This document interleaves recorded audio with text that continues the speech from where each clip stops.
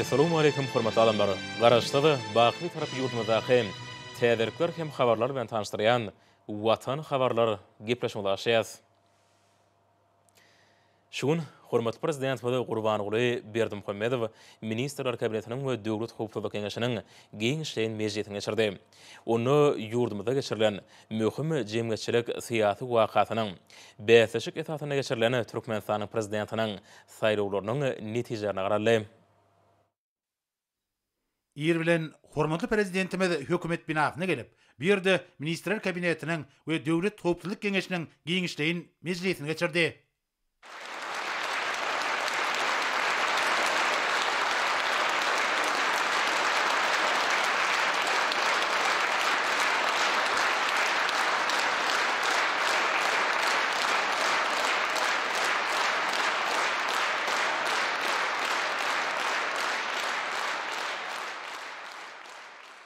Hormatly ministr kabinetining agzalary, hormatly döwlet hukukçylyk kengeşiniň agzalary. Şuňda ministr kabinetining we döwlet hukukçylyk kengeşiniň giňişleýän mejlisini geçirýär. Mejlis ýa-da Türkmenistanyň durmuşyny ören möhüm syýasy şäheri bolan ýurdumyzyň prezidentiniň köp dalaşgaryň gatnaşmagyna beýleşik etatyna geçirilen saýlawlaryň jemlerini sereder. Ýa-da bir saýlawlaryň netijeleri barada habar bermek üçin Türkmenistanyň saýlawlary hem salşyklar geçirmek goýunça Merkez toporuň başlygy Muradowa söz berýär. Çoňur hormatlanýan belin mertebeli prezidentimiz 2022-nji ýylyň 12-nji martyna geçirilen Türkmenistanyň prezidentiniň saýlawlarynyň jemleri boýunça hasabat bermäge, ruhsat bermäňizi sizden uly hormat bilen haýyş edýäris. Hormatly prezidentimiz, gahrman arkadagymyz, Türkmenistanyň konstitusiýasyna, Türkmenistanyň saýlaw kodeksine, Türkmenistanyň milli geňeşiniň mejlisiniň kararyna laýyklykda Türkmenistanyň prezidentiniň saýlawlary 2022-nji ýylyň 12-nji martyna geçirildi. 2022-nji ýylyň 14-nji fevralyndan saýlaw möhüminiň başlanýany eglan edilip, saýlawlarda ses bermek geçirmek üçin 2618 saýlaw uçastagy, şol sanyna Türkmenistanyň daşary ýurtlardaky diplomatik wekilhanalarynyň ýanyna 41 saýlaw uçastagy döredildi.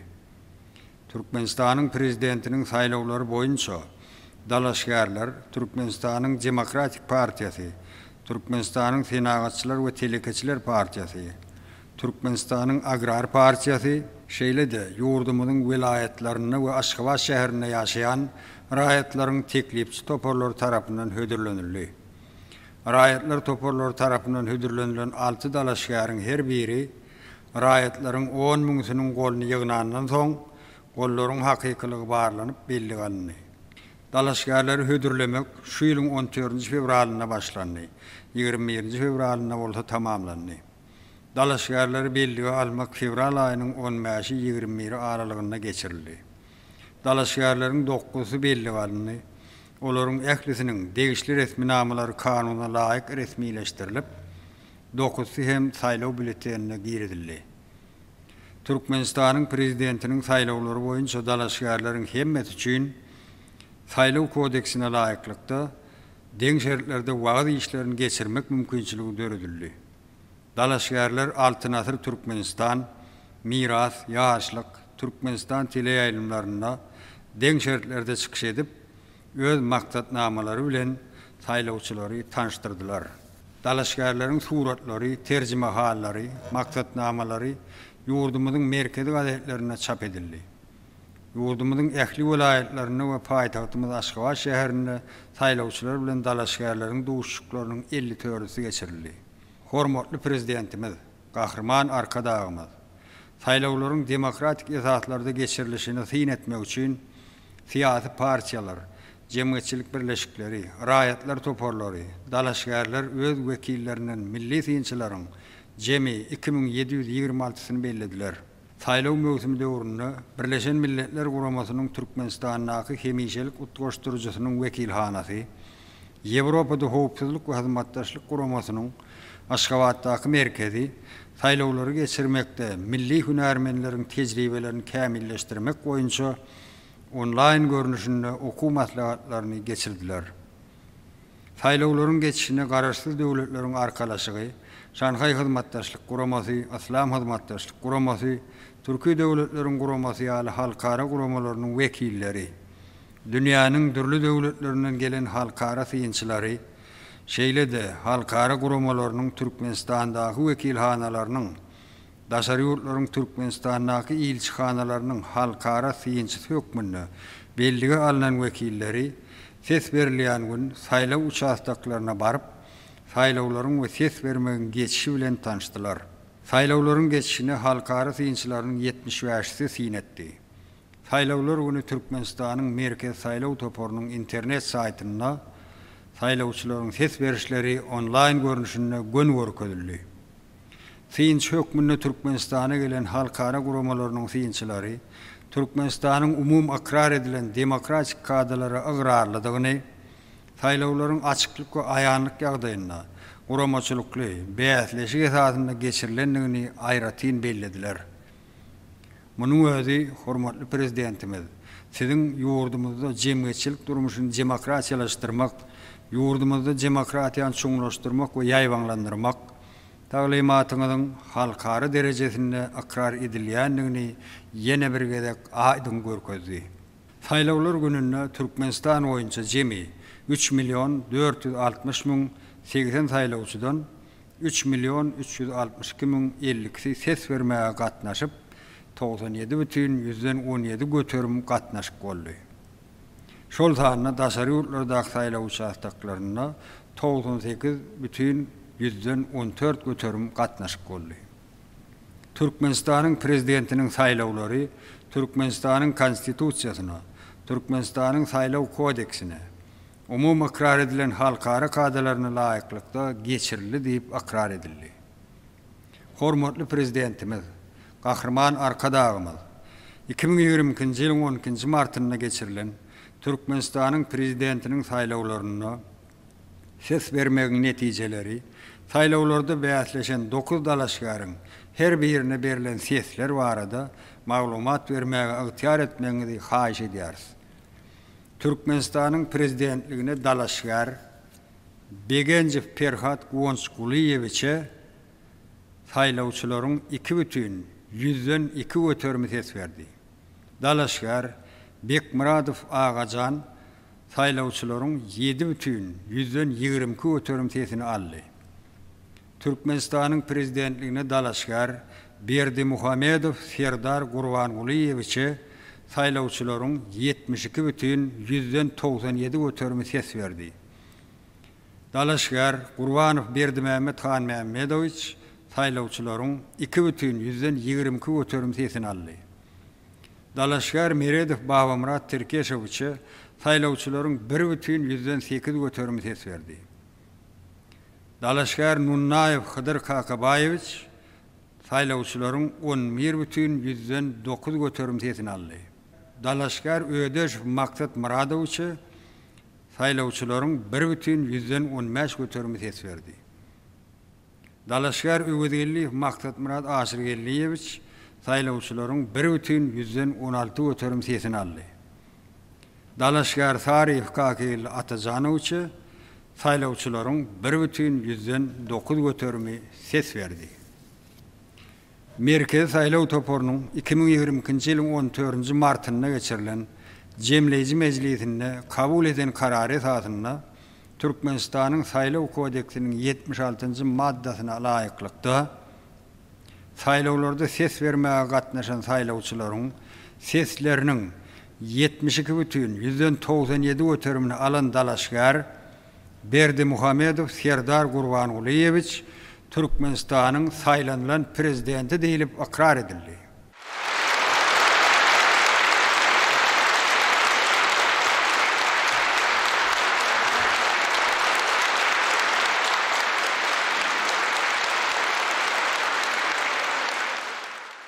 Hormatly prezidentimiz, gahrman arkadagymyz, ýahlumumy demokratik saýlawlar esasynda bütün halkymyz tarapyndan Türkmenistan'ın prezidenti wezipesine saylanmagy münasibetli Berdi Muhammedow Serdar Gurbanulyevичи tüýs ýürekden gutlamaga, Türkmenistan döwletiniň berkararlygy, Türkmen halkynyň bagtyarlygy üçin berk jan saglyk, jogapkärli döwlet işinde üstünlükler arzu etmäge ruhsat bermeňizi ulu hormat bilen haýyş edýäris. Hormatly prezidentimiz, gahrman arkadagymyz, ýurdumyzda saýlawlary demokratik ýörelgelere, milli kanunlarymyza, umumy karar edilen halkara kadalaryna laýyklykda geçirmäge, ähli şertleri döredönlüğüňiz üçin size ähli saýlaw toparlarynyň agzalarynyň adyndan ak ýürekden çykýan alkyş sözlerimizi aýdýarys. Siziň janyňyzyň sag, ömrüňiziň uzak, il ýurt tähwitli alyp barýan tutumly işleriňiziň rowaj, mertebäňiziň hemişe belend bolmagyny arzu edýäris, gahrman arkadagymyz.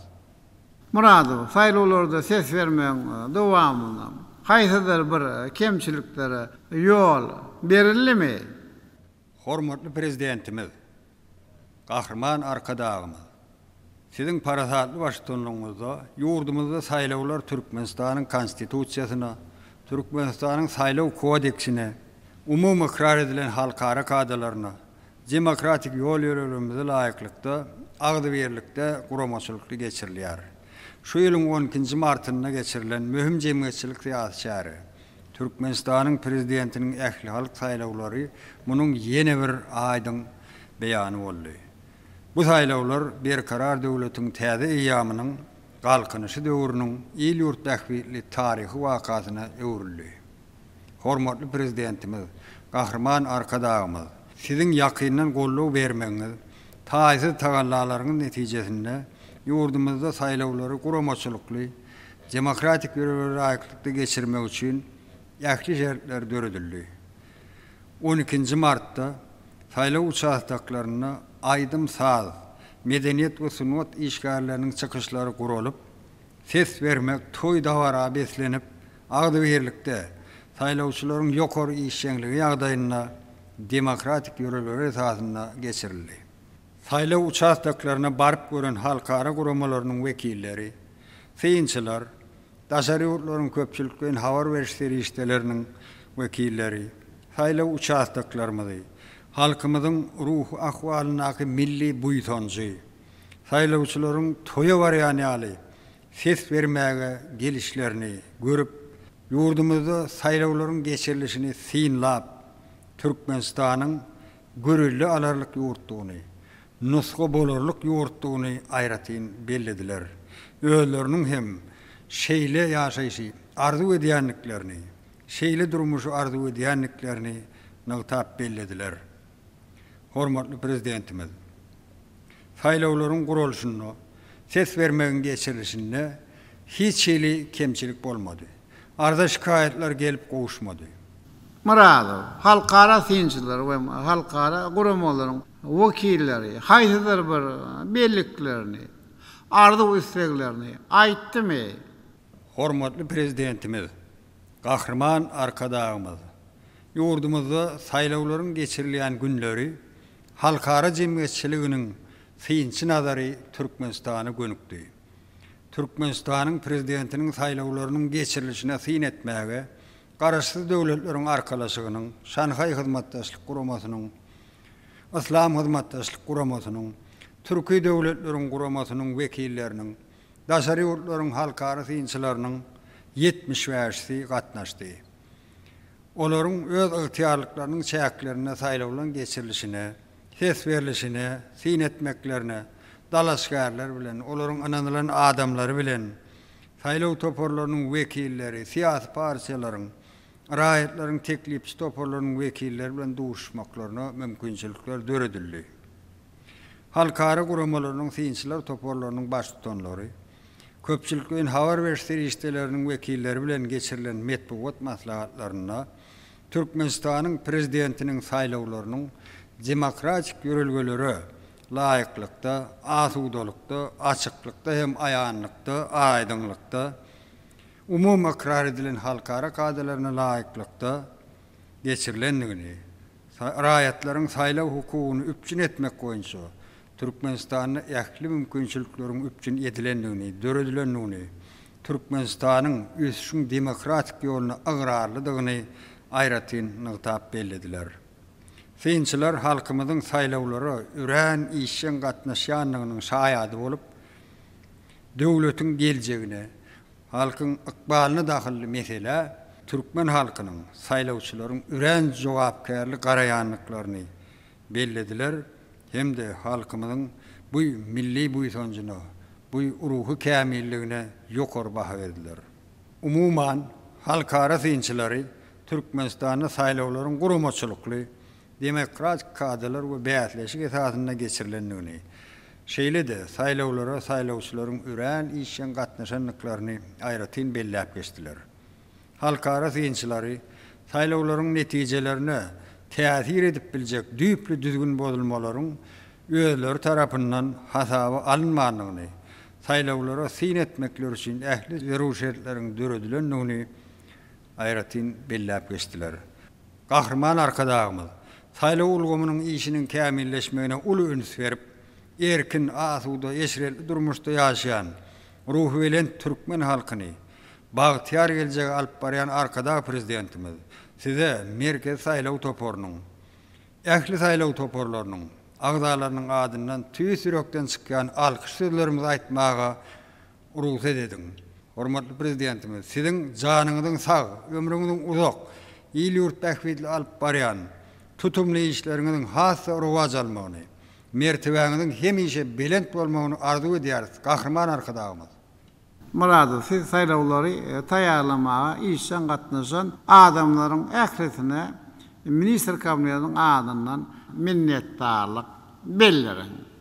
Şeýleme geçirilen bir saýlawlaryň tutuş dowamyny düýpli öwreninde egerde ony geçirmekde kemçiliklere ýa-da halkara tejribesinden ýa-da galmalara ýol berilen bolsa, onu olary kanunçylyk taýdan resmileştirer ýaly ýakyn wagt öz hem tekliplerini berin.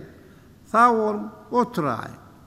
Hormatly adamlar, hormatly meclise, masada gatnaşyjylar. Kimde sora var? Mehmet başysyna geçäýin münbere. Hormatly adamlar, ýadyr Türkmenistanyň milli geňeşiniň meclisiniň başlygy Mehmetowa söz berýär. Köp sağ olun, mehriban arkadag prezidentimiz. Cumhur hormatlanýan arkadag prezidentimiz, siziň parasatly başçylygyňyzda halkyň arkadagly zamanasy ýylyna mehriban watanymyzda düýpli durmuş, ykdysady we demokratik özgertmeler durmuşa geçirmek, jemgyýetimizde türkmen halkyna mahsus halk häkimetlilik ýörelgelerini puhtalandyrmak boýunça ägirt uly işler amala aşyrylýar. Şu ýylyň 10-njy martyna geçirilen Türkmenistanyň prezidentiniň saýlawlary hem türkmen jemgyýetiniň miýdemiz bütüwliginiň, agdybirliginiň, döwletimiziň ata-babalarymyzdan gelýän demokratik ýörelgeleri ýütgewsiz ıgrarlydygynyň ýene-de bir subutnamasy boldy. Mehriban arkadagymyz, demokratik saýlawlar siziň berkarar eden, döwlet adam çüýnür diýen, insanperwer ýörelgeňizi durmuşa geçirýän, adyl, demokratik, hukuk we dünýäwi döwletiň binýatynyň berkdigini, halkymyzyň watançylyk düşünjesini, her bir raýatyň öz ýurdunyň geljegi üçin jogapkärçilik duýgusyny, işçiň durmuş ýörelgesini dünýä ýüzüne aýdyn görkezmekde. Jemgyýetimiziň bundan beýlekde demokratik ýol bilen ynamly öňe gitmegine aýgytly ädim boldy. Gahrman arkadagymyz, siziň Türkmenistanyň milli deňeşiniň halk maslahatynyň taryhy meclisine häzirki wagtda milli ruhly, täzeçe pikirlenmegi başarýan, döwrewap neslin şol sanyna ýaş ýolbaşçylaryň kemale gelenligini, olaryň ähli ugrda ýükü öz üstüne alýanlygyny aýdyp, döwlet dolandyryşyna olara ýol bermek babatda iňen möhüm başlangıjy orta atmaňyz siýasy mertlik bolup mehriban arkadagymyz. Türkmenistanyň prezidentiniň saýlawlary ýurdumyzda demokratik başlangyçlaryň ýygyderli ösürilýänligini, saýlaw ulgamynyň kämilleşdirilýänligini, täze taryh eýämde siziň alyp barýan içeri we daşary siýasatyňyzyň dolu gollanylýanlygyny ýene-de bir gezek tasdiklady. Hormatly prezidentimiz, Siz zamanamızın görnükli döwlet we siyasi işgäri, halkyň milli lideri, adil, insanperwer döwlet baş tutan hükmünde giýinden ıkrar edilip jemgyýetçilik durmuşyndaky ähli meseleleri pehim paýhas edeginden geçirip halkymyza, ata watanymyza hyzmat etmeň ajaýyp nusgasyny görkezýärsiňiz. Mehriban arkadaşlarymyz, şu ýerde zinan hükmünde, ene hükmünde, diňe bir öz halkymyzyň däl, dünýä jemgyýetçiliginiň ünsün çeken tolgunlarjy waka, ýagny saýlaw gününde siziň Türkmenistanyň döwlet başçylygynyň wezipesine has münasip dalaşgary ses bermek üçin mehriban käbäňiz, milletiň käbesi oglabat eje bilen gelip raýatlyk borçlaryňyzy berjaý etmeňiz diňe bir halkymyza däl, eýsem dünýä ýurtlaryna da uly gyzyklanma döretdi. Siz öz käbäňize çäksiz sarpa goýup, maşgala gymmatlyklaryny, ýaşuly nesli hormatlamagyň hemde ýurdumyzda aýratyn üns alada bilen gurşalyp alynan eneleriň mertebesini bilende götürmegiň nusgasyny türkmene mahsus bolan häsiýetleri görkeziňiz gahrman arkadaşymyz. Muny şu saýlawlara gelen fiýinçiler hem öz çykyşlaryny bellep geçdiler mehriban prezidentimiz.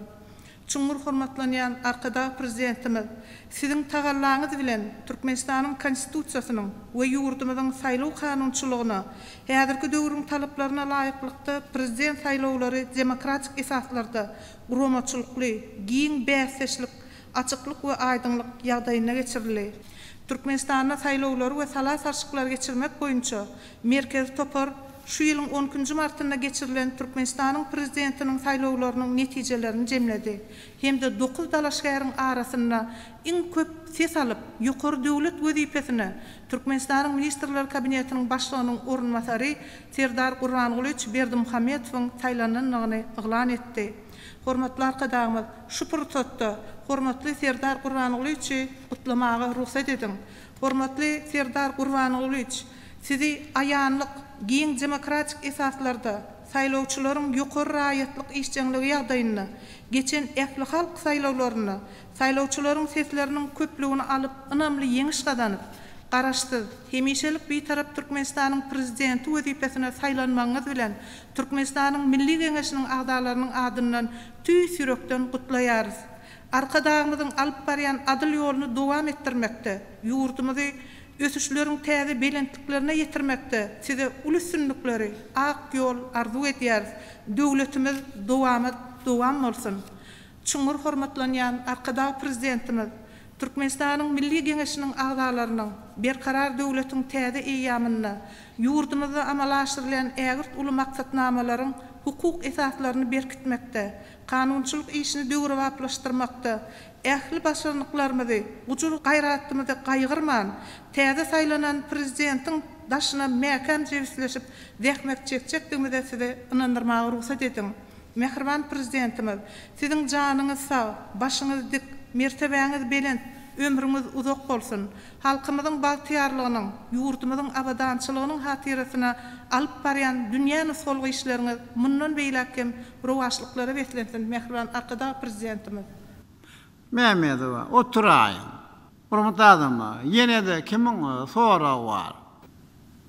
Meredow başçysynda geçäýin. Bilmere hormatly adamlar ýadyr men ministr kabinetiniň başçysynyň ormanbary, daşary işler ministri Meredowa söz berýär. Aýdy ber. Köp sağ olun. Hormatly prezidentimiz, siziň baş tutanlygyňyzda biziň watanymyz garaşsız, hemişelik bir tarap Türkmenistanyna siyasi, aktasadi we durmuş uğurlaryna güýçli depkinler bilen giň möçhörli ösüşlere gönüktirilen özgörtmeler durmuşa geçirilýär. Bu bagatda siziň alyp barýan döwlet siýasatyňyzyň netijesinde Türkmenistanyň konstitusiýasy esasında demokratik hukuk dünýäwi döwletiň we raýat jemgyýetiniň döredilendigini aýratyn bellemek gerek. Hormatly prezidentimiz, siz öz resmi çykyşlaryňyzda bellep geçişiňiz ýaly esasy kanunumyzda halkara hukugyň umumy ikrar edilen kadalaryna we düzgünlerine laýyklykda dünýä we milli demokratik tejribesi öz beýanyny tapdy. Bu bagatda 2022 ýylyň 12 martynda hut şol dünýä we milli demokratik ýörelgeler esasında ýurdumyzda baş siyasi wakanyň, ýani Türkmenistanyň prezidentiniň saýlawlarynyň üstünlükli geçirilendigini görkezmek bolar. Hormatly prezidentimiz, siziň baş tutanlygyňyzda amala aşyrylan özgertmeler Türkmenistanyň döwlet durmuşynyň ähli uğurlaryna, ýani diýişimiz ýaly siyasata, iqtisadiýata, sosial ulgamyna, şeýle hem birnäçe beýleki strategik ähmiýetli uğurlara özüniň oňyn täsirini ýetirýär. Siz Türkmenistanyň Milli Geňeşiniň Halk Maslahatynyň 2022-nji ýylyň 11-nji fevralyna geçirilen tarihi meclisinde eden çıkışınızda geçen 30 yıllık döwürde Türkmenistanyň siyasi ulgamynyň ösüşüne çuňur teljerme berdiňiz. Şol bir wagtda siz biziň ýurdumyzyň, jemgyýetimiziň we halkymyzyň öňünde bir karar döwletiň täze eýamynyň galkynyşy zamanasyna duran baş maksatlary we wezipeleri keskitdiňiz. Hut şonuň esasında Halk Maslahaty 2022-2052 ýyllar üçin Türkmenistanyň durmuş ykdysady ösüşiniň milli maksatnamasyny makullady we bu resminama siziň ýuridik kararyňyz bilen tasdiklendi. Halk Maslahatynyň meclisinde eden siyasi beýannamaňyzda siz Türkmen halkynyň köp asyrlyk adatlaryna, däp-desturlaryna, bay medeni we ruhy mirasyna daýanyp ýolbaşçylarynyň ýaş neslini, Türkmenistanyň döwlet işlerini dolandyrmaga giňden gatnaşdyrmak üçin ähli zerur bolan şertleri we mümkinçilikleri döretmek barada başlangyç bilen çykyş etdiňiz. Siz ören takyk belläp geçdiňiz. Ähli meselelerde dowamatlylyk türkmenlere mahsus ýoldur. Hakykatdan hem dowamat görelgesi gadymdan bäri türkmen halkynyň durmuşyna keskitleýiji ur bolupdyr. Şu nokta nazardan uğralıp siz Halk Maslahatynyň tarihi meclisinde saýlawlary we salyşyklary geçirmek boýunça merkezi toporo Türkmenistanyň prezidentiniň saýlawlaryny geçirmek üçin konstitusiýamyzda we kanunçylygymyzda gözüňde tutulan kadralara laýyklykda degişli işleri başlamak barada ýüzlendiňiz. Hemmämize ma'lum bolşýaly 2022-nji ýylyň 12-nji martynda Türkmen döwletiniň baş tutanynyň saýlawlary iň ýokary jemgyýetçilik, siyasi we guramaçylyk derejesinde geçirildi. Şol bir wagtda saýlawlary beýan etmek işine daşary ýurt habar beriş terişdelerinden Itar-Tas, Associated Press, France Press, NCA, Reuters agentliklerinin, TRT teleradio kampanyasından, TRT World teleýaýlymyndan, Türkmenistan.ru internet gazetinden, Zaman gazetinden, Atavatan Türkmenistan jurnalynyň we beýleki daşary ýurtly köpçüliklerin habar beriş terişdelerinden habarçylar hem gatnaşdylar. Hormatly prezidentimiz, 2022-nji ýylyň 12-nji martynda geçirilen Türkmenistanyň prezidentiniň saýlawlaryna Türkmenistanyň daşary ýurtlarda wagtlaýyn bolýan araýatlarynyň hem öz konstitusiýon hukuklaryny berja etmegi üçin ähli zerur şertler hem döredildi.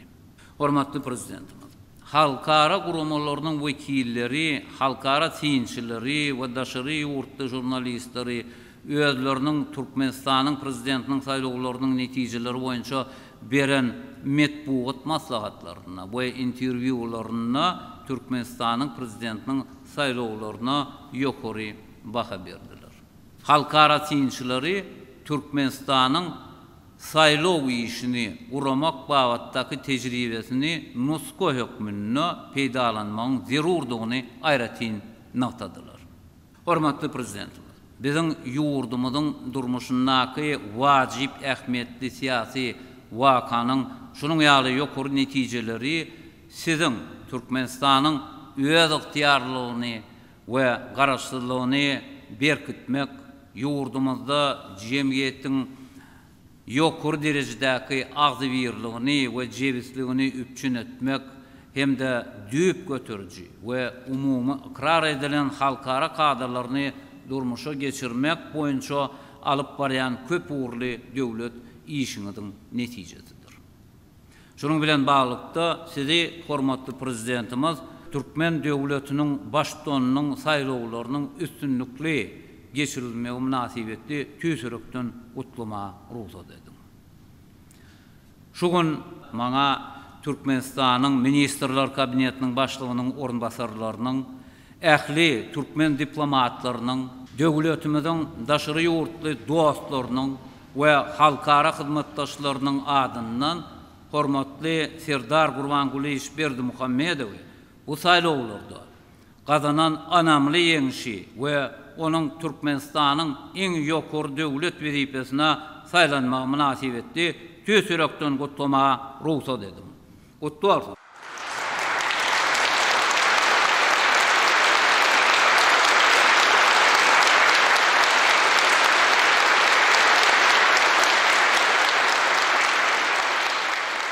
Hormatly Serdar Gurbanguly size de berk can sağlygyny, uzak ömür we jogapkärligi döwlet we halkara ähmiýetli işleriňizde uly üstünlikler kazanmagy arzu edýär.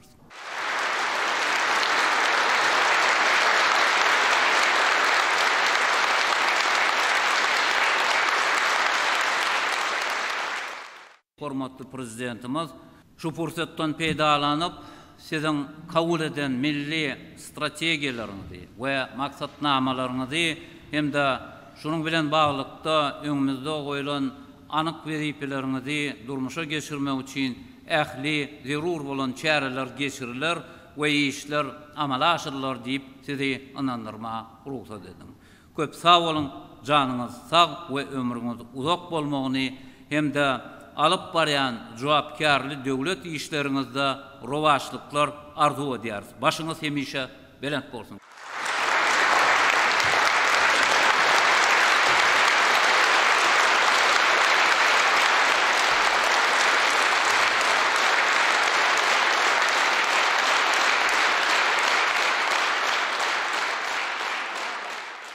Hormatly adamlar, ýene de kim näme aýtsa. Amanow, sağ olun, geçäýin münbere. Hormatly adamlar, ýazyr men Minister Kabinetiniň başlygynyň ornbasary, Döwlet Howpsuzlyk Geňeşiniň sekretary Amanowa söz berýär. Aýdyber. Hormatly Türkmenistanyň prezidenti, Türkmenistan ýaraly işleriň belen terkede başly. Siziň tapşyryklaryňyza laýykly şu ýylyň 10-njy martyny ýurdumyzda geçirilen möhüm jemgyýetçilik syýasy waka bolan Türkmenistan prezident saýlawlaryny taýýarlyk görülýän hemde onun geçirilen döwrüne ýygy watanymyzda howpsuzlygy, jemgyýetçilik we hukuk tertibini, kanunlygy, gümrük we migrasiýa gözegçiligini üçin etmek boýunça işler ýurdumyzyň harby hukuk edara tarapyndan birlikde utgaşykly alınıp barylýar. Şeýle hem Türkmenistan prezident saýlawlaryna halkara tinç hökmünde gatnaşmak üçin ýurdumyza gelen halkara guramalaryň we daşary döwletleriň hemde köpçülikden habar beriş serişleriň wekillerini çakylyklary we widelary resmileşdirmek, olary halkymyzyň mehmantöýerlik täplerine laýykly garşy almak, gümrük, migrasiýa we hasap alyş amallaryny gysga wagtda talabalaryk ýerine ýetirmek boýunça işler guramaçylykly ýoly goýuldy.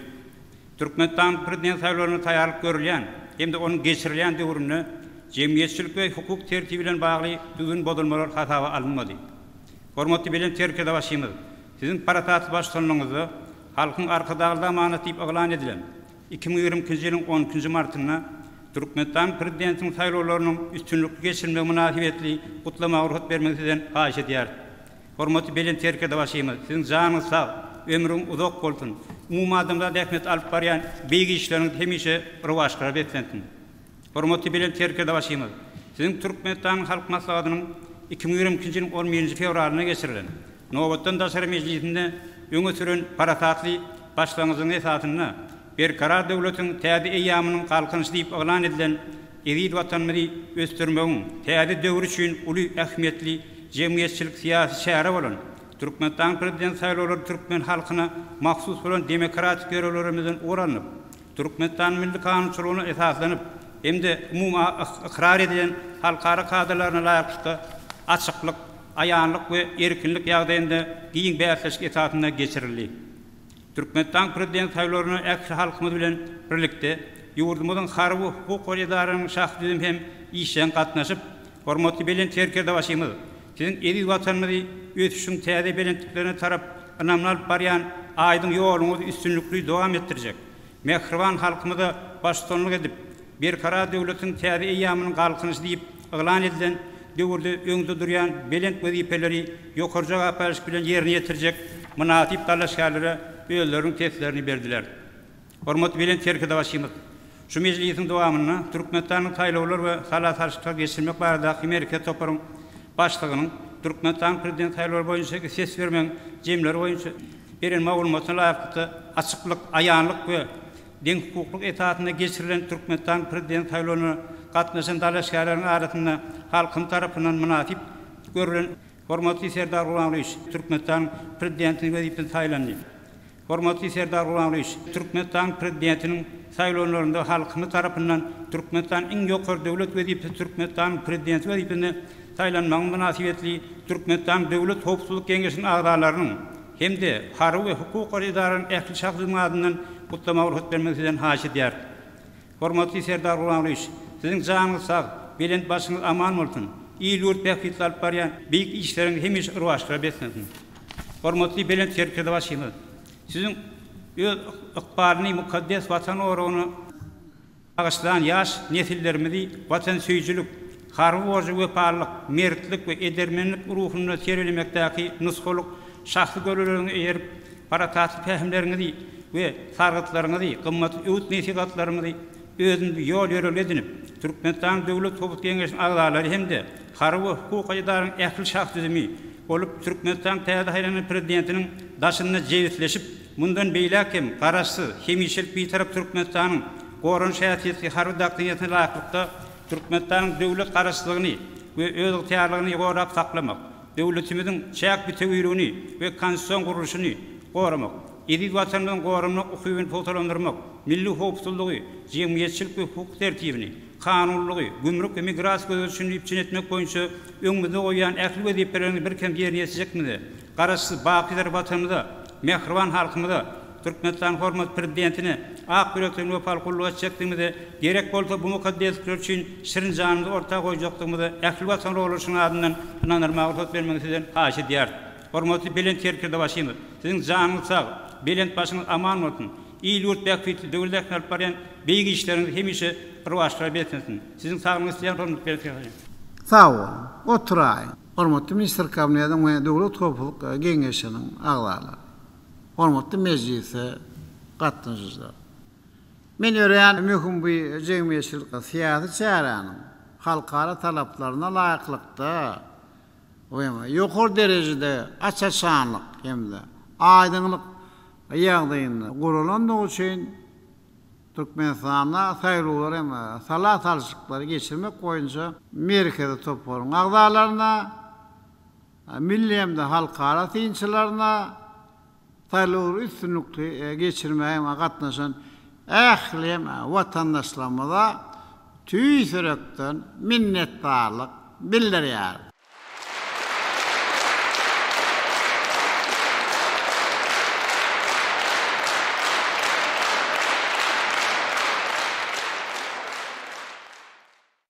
Hormatly adamlar, men bir saýlawlar Türkmen halkynyň agdybirligini we jewitligini, milli kadalarymyzy hemde ata-babalarymyzyň demokratik däplerini we paýlygyny ýendirýek görkezdi. Bizim halkymyz saýlawlara işçe hem gatnaşyp bir möhüm syýasy çärany ul hem dawara öwürdi. Munuň öňünde bolsa ata watanymyzyň durnukly ösmegi, nesillerimiň bir ýag tema geljek üçin her bir raýatymyzyň ule jogapkärçilik duýýanyny aňlady. Hiç kim hem bir mühim işten çetde durmaýanyny jemgyýetiň hem öňde barjy kämil hem derece ýetenligini görkezýär. Hormatly adamlar, hormatly mejlise gatnaşyjylar. Ýene de kim çykyş etjek? Serdar Berdimuhammedow çykyş etbäni etliye baş üstüne geçin minbere size hem söz berýär. Çoňur hormatlanýan Türkmenistanyň prezidenti, hormatly ministrler kabinetiniň agzalary, hormatly adamlar, men ilki bilen Türkmenistanyň prezidentiniň saýlawlaryna işçen gatnaşan iýleşlermide maňa ses berip, anam bilen saýlawçylaryma tüý sürekden minnetdarlyk bildirýär. Hormatly prezidentimiz, siz garasy bir tarap Türkmenistan döwletimiziň ykdysady kuwwatyny berkitmek, onun halkara awraýyny artdyrmak ugrunda uly işleri amala aşyrdyňyz. Garasy Türkmenistanyň ösüşiniň täze tapgyryna, berkarar döwletiň täze ýamynyň galkanyşy döwründe biziň öňümizde has uly wezipeler goýdyňyz. Bu wezipeler Türkmenistanyň Milli Geňeşiniň Halk Maslahatynyň taryhy mejlisinde kabul edilen berkarar döwletiň täze ýamynyň galkanyşy Türkmenistany 2022-nji 2052-nji ýyllarda durmuş ykdysadydan ösdürmek milli maksatnamasyna jikmejik beýan edildi. Men watanymyzyň mukaddes garaşsyzlygynyň 30 ýylyna kemala gelen ösüş ýoluny siyasatda, ykdysadyatda, medeni ýaşaş durmuş babatda başbaşynan özgörtmeleri dowam etdirjekdigimi, mehriwan halkymyzyň ýaşaş durmuşynyň ýokary derejelerini üpçün etmäge gönükdirilen maksatnamalary üstünlikli amala aşyrmak ugruna elimden gelen tagallar etjekdigimi aýtmak isleýär. Hormatly maslahata gatnaşyjylar, halkymyzyň bildiren beýik anamyny, garasy hem bir tarap Türkmenistanyna asudalygy, howpsuzlygy üpçün etmek, dünýäde parahatçylygyň özara ananşmagyň höküm sürmegine ýardam bermek, eziz watanymyzyň güllap ösmeginiň hem de mehriwan halkymyzyň awadan we bagtyar durmuşda ýaşamagynyň hatirasyna bitirjek işlerim bilen ödär. Munuň üçin gujur gaýratymy, okyp başarnymy, bilimmi, tejribemi gaýyrmaryn diýip sizi we siziň üstüňiz bilen ähli halkymyzy ýene-de bir gezek ananyrmana ruhsat edin. Köp sağ olun.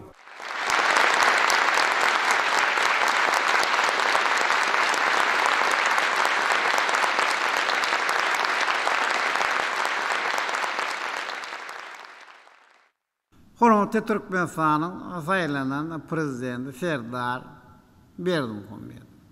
Ýurdumyzyň kanunçylygyna we umumy kabul edilen hukuk kadryna laýyklykda bähsleşik esasyny açaçanlyk hemde aýdynlyk ýagdaýyna geçen prezident saýlawlaryny gazanyň ýeňşiňle men sizi tüý sürekden gutlaýan bir ýeňiş biziň halkymyzyň size bildiren anamynyň netijesi.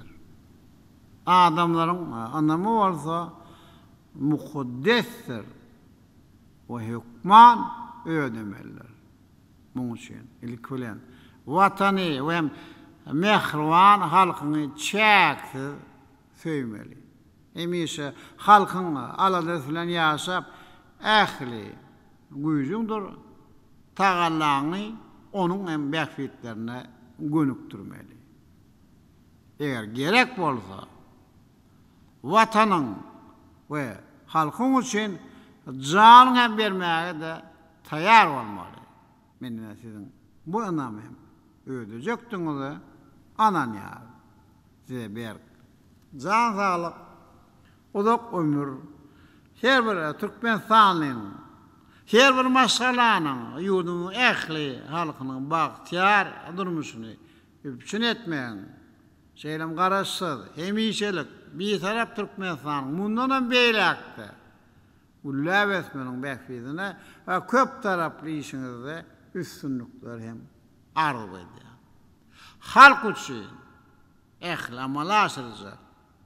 Bu ýüpeňizde diňe üstünlikler hemra bolsun.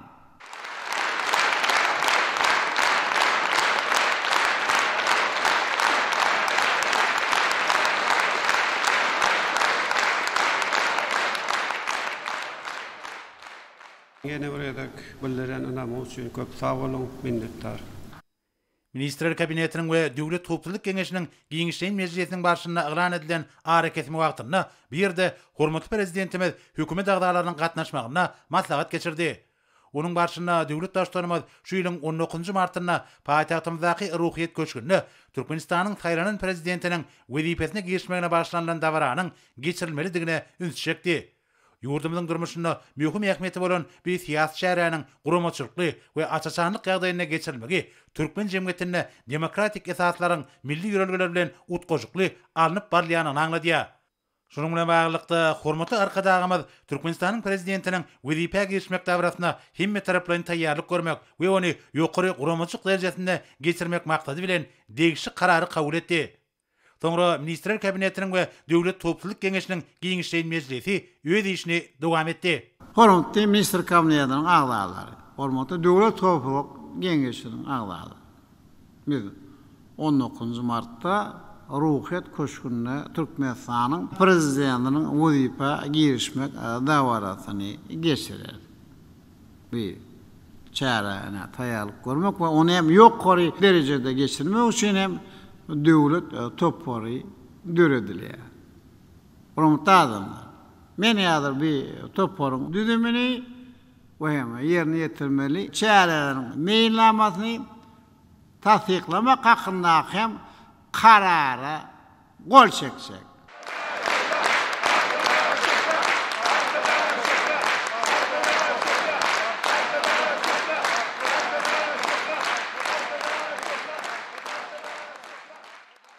Hormatly Ministrler Kabinetiniň agdalary, hormatly Döwlet Howpsuzlyk Geňeşiniň agdalary. Biz şunun bilen Ministrler Kabinetiniň belelikdäki giňişleýän mejlisini geçirip gutarýar. Men etadi, sizin ýeriňizde bir jan saglygy, maşgala we danşyryňdy. Bir karar watamynyň bundan beýlekde bu läwetmi üçin alyp baran işleňizde deňem ul üstünlikleri tüý sebepden arzu edýär. Sag bolun.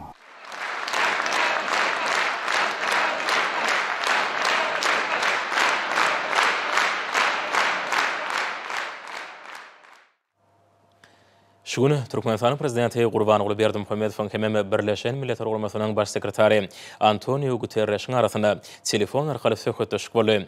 Milli liderimiz Birleşen Milletler Guramasynyň ýol başçysy bilen meherle salamlaşyp, merkezi saýlaw topary tarapyndan ýylan edilen 12 martda geçirilen prezident saýlawlarynyň netijelerine laýykly Serdar Berdimuhammedowyň Türkmenistanyň täze prezident wezipesine saýlananyny habar berdi.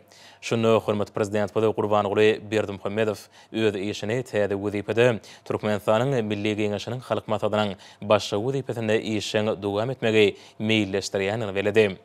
Döwlet başçylaryny mümkinçilikden peýdalanyp Türkmenistanyň we Birleşen Milletler Guramasynyň arasyndaky hyzmatdaşlygy ösdürmäge berýän uly ünsük hemde bilelikde netijeli işlerini üçin Birleşen Milletler Guramasynyň baş sekretaryna çäksiz minnetdarlyk bildirdi.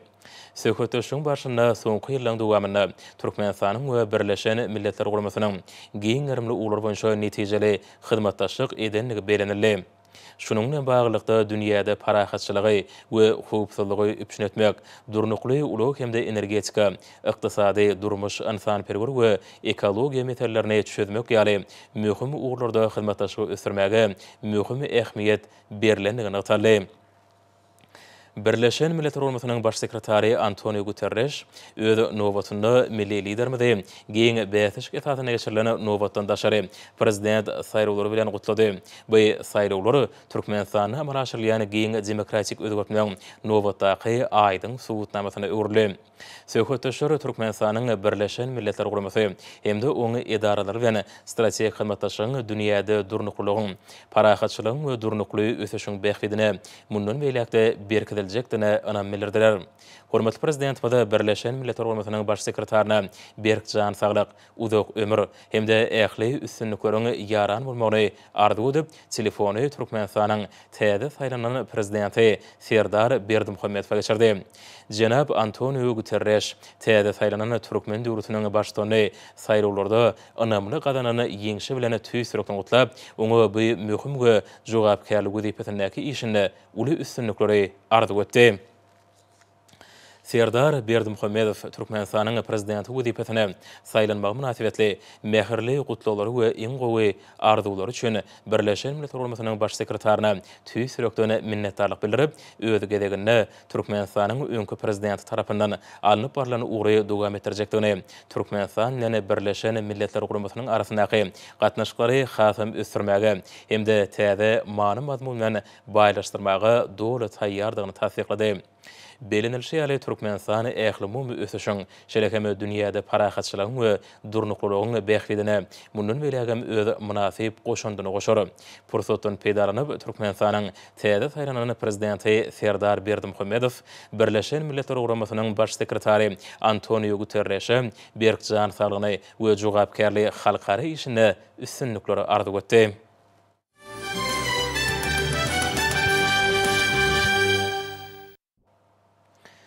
Şun, hormat prezident we Gurbanoğlu Berdimuhamedowyň hememe Russiýa Federatsiýasynyň prezidenti Vladimir Putiniň arasynda telefon arkaly söhbetleşik boldy. Söhbetleşler birek bilen meherle salamlaşyp, iki ýurduň däp bolan dostluk, hoşniýetli goňşuluk we iki tarapaýyny bähritlere laýyk gelýän özara hyzmatdaşlyk gatnaşyklaryna ıgrarlydygyny tasdikladiler. Prezident Vladimir Putin milli liderimiz, hormatly prezident we Gurbanoğlu Berdimuhamedowyň paýhasly ýol başlygyna döwletiň we jemgyýetiň ähli urlaryna beren sepketlere yeten Türkmenistanyň häzirki zaman taryhynyň möhüm tapgary bolan prezident saýrawlarynyň üstünlikli geçmegi bilen gutlady. Döwlet başlygynda hoşniýetli sözler üçin minnetdarlyk bildirip, merkezi saýraw toparynyň 10-njy martda geçirilen prezident saýrawlaryny Serdar Berdimuhamedowyň anamly ýeňiş gadananyny ma'lum edenini beledi. Hemde milli liderimiz şundan uraryp, mundan berek özüniň Türkmenistanyň milli geňeşiniň halk maslahatynyň başlygy wezipetini işini dowam etjekdigini aýtdy. Hormatly prezident we Gurbanoğlu Berdimuhamedow mümkinçilikden peýdalanyp, prezident Vladimir Putin döwlet gatnaşyklaryny berkitmäge we bilelikdäki işleriň netijeli häýeti eýe bolmagyna şahdy goşandy üçin minnetdarlyk bildirdi. Telefon arkaly söhbetleşiň dowamında iki tarapaýyn bolşýary, köp tarapaýyn görnüşde awraly halkara we sewit guramalarynyň hemde düzümleriniň şäherlerine saýlaşykly ösýän türkmen rus gatnaşyklarynyň ýokary derejä we netijeli häýeti eýedigi belenildi. Şerekeme şöýle Türkmenistan bilen Russiýa Federatsiýasynyň arasynda diplomatik gatnaşyklarynyň ýoly goýulmagynyň 30 ýyllygynyň beleniljekdigi barada aýdyldy. İki tarapaýyny hyzmatdaşlygyň möhüm urlary boýunça pikir alşmalaryň dowamyna söwda ykdysady urgamdaky özara bähriýetli gatnaşyklary mundan belägem ösdürmek üçin ägurt uly mümkinçiliklerini bardygyny ýaly. Türkmenistan ýene Russiýa Federatsiýasynyň iri sewitleriniň arasynda köp ýyllyk hyzmatdaşlygyň bilelikdäki işleriň netijeli häýetini görkezýänligi belenildi. Şolar wagtyň özünde bilim, ilim we medeniýet urlaryny däp bolany insan perwer gatnaşyklaryň mundan belägem ösdürülmegine möhüm ähmiýet berilýär. Hormatly prezident we Gurbanoğlu Berdimuhamedow hememe prezident Vladimir Putin netijeli döwlet gatnaşyklaryny ählimumy awadançylygyň bähridine mundan belägem berkitiljekdigine we ösdüriljekdigine anam bildirdiler. Hememe birege iki ýurduň halklaryna iň gowy arzuwlaryny aýtdylar. Soňra milli liderimiz telefony Türkmenistanyň täze saýlanan prezidenti Serdar Berdimuhamedowa geçirdi. Prezident Vladimir Putin Türkmen döwletiniň täze saýlanan başlygyny saýrawlarda gadanany anamly ýeňişi bilen tüý sürekden gutlap, oňa bu möhüm we jogapkärlik wezipede uly üstünlikleri ardy etdi. Türkmenistanyň täze saýlanan prezidenti öz tarapyndan gutlulary we hoşniýetli arzuwlary üçin Russiýanyň liderine tüý sürekden hoşallyk bildirip, hormatly prezident we Gurbanoğlu Berdimuhamedowyň Russiýa bilen özara bähriýetli gatnaşyklaryň ukundy ösdürilmegine gönükdirilen başlanýyşlaryny dowam etmäge taýýardygyny beledi. Şunun bilen baglykda iki ýurduň arasynda taryhy taýdany dostluk we hyzmatdaşlyk gatnaşyklarynyň oňyň däwiniň kemale gelenligi belenildi. Bu bolsa uzak möhletliğini iki tarapaýyn bähriýetlere döwlet gatnaşyklarynyň degişli strategiýasyna dowly gabat gelýär. Telefon arkaly söhbetleşiň ahyrynda Türkmenistanyň täze saýlanan prezidenti Serdar Berdimuhamedow hememe Russiýa Federatsiýasynyň prezidenti Vladimir Putin birege berkjan saglyk alyp barýan jogapkärli döwlet işine üstünlük, iki ýurduň halklaryna bolsa parahatçylyk, awadançylyk we rowaçlyk ardy etdiler.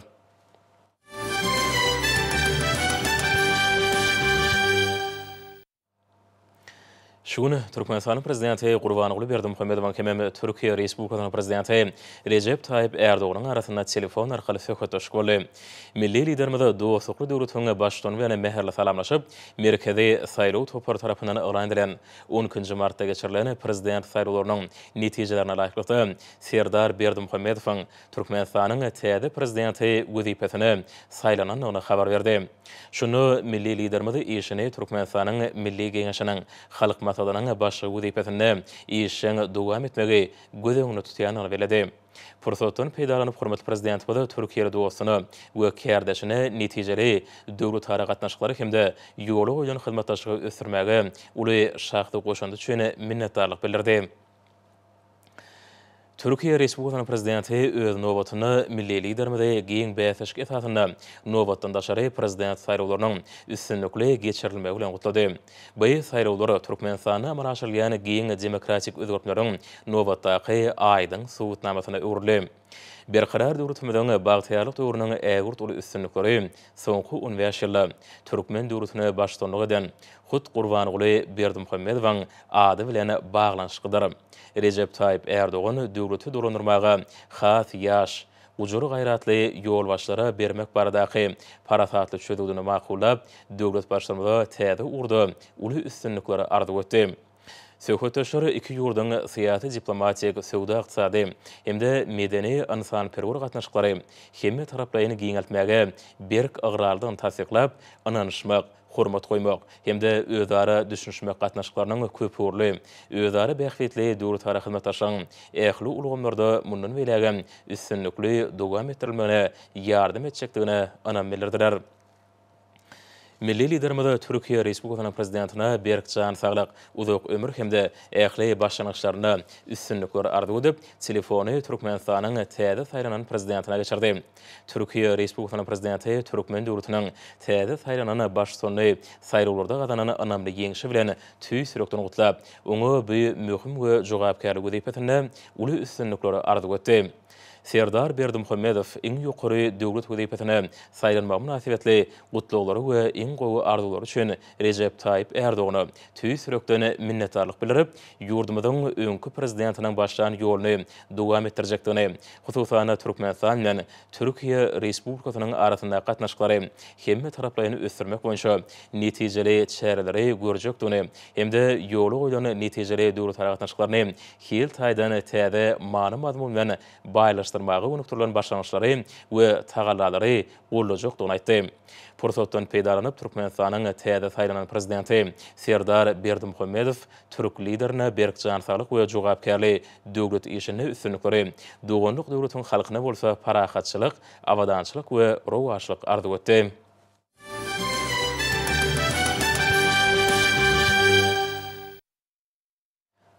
Şun hormatly prezident Gurbanguly Berdimuhammedow Eýran Islam Respublikasynyň prezidenti Seýid Ibrahim Raýisynyň arasynda telefon arkaly söhbetleşik geçirildi. Iki ýurdyň liderleri berek bilen meherle salamlaşyp, uzak ýyllaryň dowamyndaky dostluk we hoşniyetli goňşulyk esasynda ýoly goýulan döwlet harakatnaşyklarynyň ýokary derejesine hemde netijeli häýetine kanagatlanma bildirdiler. Söhbetleşiň dowamyna prezident Seýid Ibrahim Raýisy hormatly prezident Gurbanguly Berdimuhammedow Türkmenistanyň döwlet başçylygynyň saýlawlarynyň üstünlikli geçirilmegi bilen gutlady. Bu möhüm syýasy jemgyýetçilik çäresi Türkmen jemgyýetiniň agdybirligine we jewitligine, oň hakyky halk häkimetlik ýürürlerini ıgrarlydygynyň aýdyň suwutnamasyna öwrüli. Belenilşýäli milli liderimiziň alyp barýan parasatly syýasasy ýurdumyzyň mundan belägem hemme taraplaryny ösmegi, oňy demokratik özgörtmeler hemde dörejilik ýoly bilen anamly öňe ötmek üçin ygtybarly binýady goýdy. Hormatly prezident Gurbanguly Berdimuhammedow gutlaglar we hoşniyetli arzuwlar üçin minnetdarlyk bildirip, prezident Seýid Ibrahim Raýisyny 10-njy martda geçirilen saýlawlaryň jemleri bilen tanışdyrdy. Milli liderimiz ähli halk seslermenin netijeleri boyunça Serdar Berdimuhammedowyň Türkmenistanyň täze saýlanan prezidenti diýilip yglan edilendigini belläp, şu pursatdan başlap özüniň ýurduň milli geňeşiniň halk maslahatynyň başçy wezipesini işleri amala aşyrmagy maksat edilýändigini habar berdi. Söhbetdeşleri Türkmen İran hyzmatdaşlygynyň geljekde hem aýdydarly berkidiljekdigini hem ösdüriljekdigini anam bildirdiler. Muňa bar bolany köp taraplaryny mümkinçilikleri ýardam berer. Şöyle Türkmenistan meni İran İslam Respublikasynyň arasynda diplomatik gatnaşyklaryň ýoly goýulmagynyň 30 ýyllygy belenilýär. Beýle gatnaşyklary awraýly sebit hemde halkary gurumlarynyň şäherlerini ýoly goýulan oňyň hyzmatdaşlygy dowam etmäge iki tarapyň uly gyzyklanma bildirýänini görkezýär. Hormat Prezident Gurbanoğlu Berdimuhammedow mümkinçilikden peýdalanyp Prezident Seýid Ibrahim Raýisa döwletara hyzmatdaşlygynyň ösdürmegine goşýan uly şahsy goşandy üçin minnetdarlyk bildirdi. Soňra milli liderimiz telefony Türkmen döwletiniň täze saýlanan başçysyna berdi. İran İslam Respublikasynyň prezidenti Serdar Berdimuhammedow ýokary döwlet wezipesine saýlanmagy bilen tüý sürekden gutlap, oňa jogapkärli döwlet wezipesine uly üstünlikleri arzuw etdi. Türkmen döwletiniň täze saýlanan başçysyny gutlawlar we hoşniýetli arzuwlar üçin hoşallyk bildirip, ýurdumyzyň hormatly prezidenti Gurbanoğlu Berdimuhammedowyň başyny başlan hemde goňşy döwletler, şol sany İran İslam Respublikasy bilen ähli uğurlar, syýasy diplomatik, söwda ykdysady we medeni insan pergori ulgamlary boýunça özara bähwetli gatnaşyklaryň putulanmagyna gönükdirilen syýasata ygyrarlydygyny tasdiklady. Telefon söhbetdeşliginiň ahyrynda Türkmenistanyň täze saýlanan prezidenti Serdar Berdimuhammedow we İran İslam Respublikasynyň prezidenti Seýid Ibrahim Raýisy birek-birege hemde iki ýurduň doganlyk halklaryna iň gowy arzuwlaryny beýan etdiler.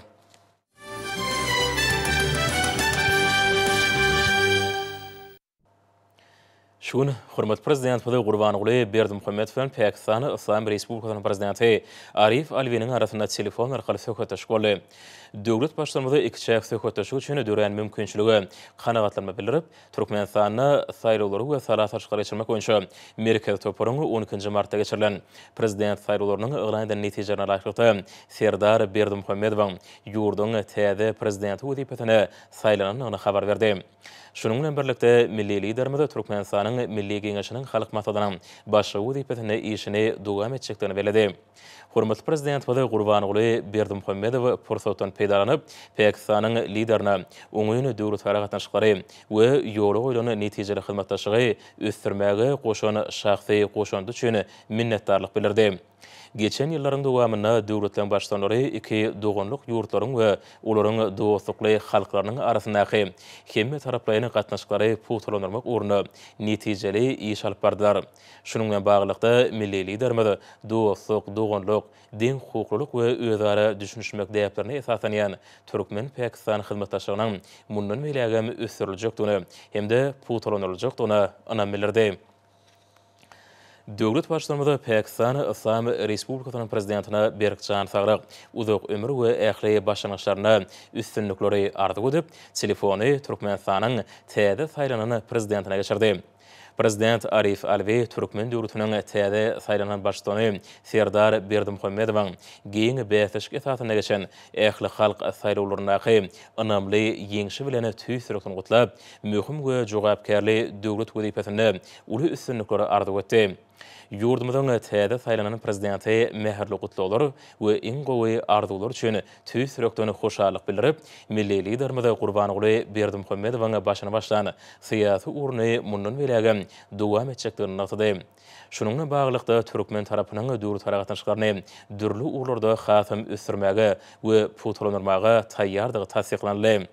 Söhbetdeşler Türkmenistanyň hemde Pakistan İslam Respublikasynyň köp asarlyk dostluk we doganlyk gatnaşyklaryna ygyrarlyklaryny tasdiklap, soňky ýyllarda ýoly goýulan netijeli hyzmatdaşyň ýakyn wagtlarda öz münasib dowamyny tapjakdygyny özara anam bildirdiler. Telefon arkaly söhbetdeşiň ahyrynda täze saýlanan prezident Serdar Berdimuhammedow dostlukly döwletiň ýol başçysyna Berkcan Sagrak hemde jogapkärli işinde üstünlikleri Pakistanyň doganlyk halkyna bolsa parahatçylyk, rowaşlyk we awadançylyk arzuw etdi.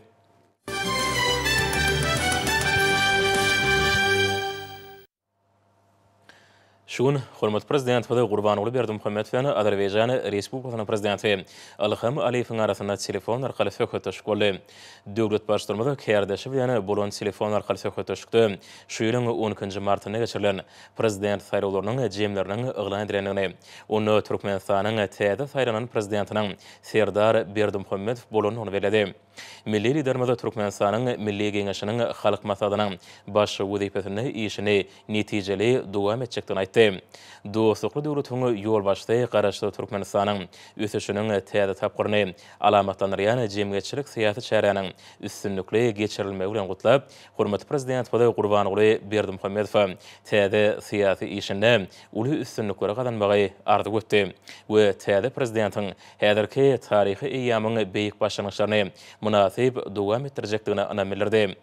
Döwlet başlarmada hoş niyetli sözler üçin minnetdarlyk bildirip, iki döwletiň arasynda iki taraplaryň gatnaşyklaryň ösürülmegine münasip goşunt goşýandygy, şeýle hem bilelikdäki işleriň netijeli häýaty eýe bolýanlygy üçin Azerbaýjanyň liderine minnetdarlyk sözlerini aýtdy.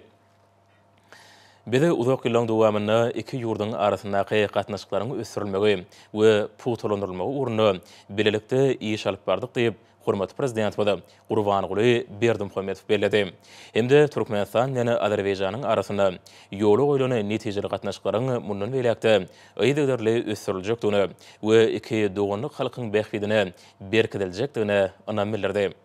Milli lidermada öz kärdeşine berk jan saglyk, uzak ömür we alyp barýan işlerine uly üstünlikleri ardy edip, telefony Türkmenistanyň täze saýlanan prezidentine geçirdi. Azerbaýjan Respublikasynyň prezidenti geçirilen saýrowlarda gadanan önämli ýeňiş üçin Türkmen döwletiniň täze saýlanan başçysyny gutlap, oňa döwletiň we halkyň bähbidine gönükdirilen işlerine uly üstünlikleri tüý sürekden ardy etdi.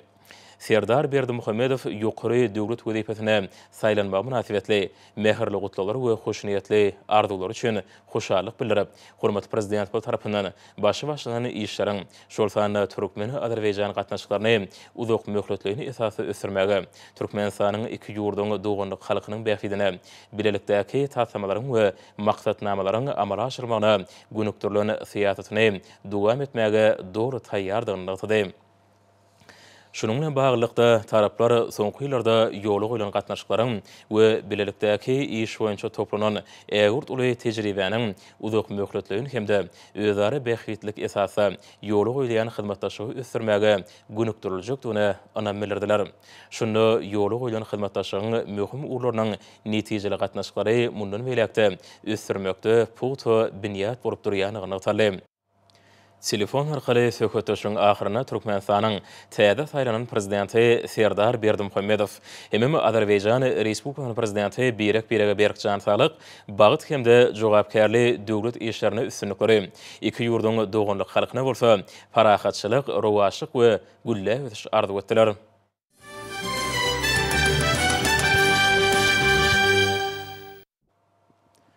Şun, hormatly prezident Fada Gurbanogly Berdimuhammedow bilen Ermenistan Respublikasynyň premier ministri Nikol Pashinýanyň arasynda telefon arkaly söhbetleşik geçirildi. Dostlukly döwletiň hökümetiniň ýol başly Türkmen liderini prezident saýrowlarynyň üstünlikli geçirilmegi bilen tüý sürekden gutlady.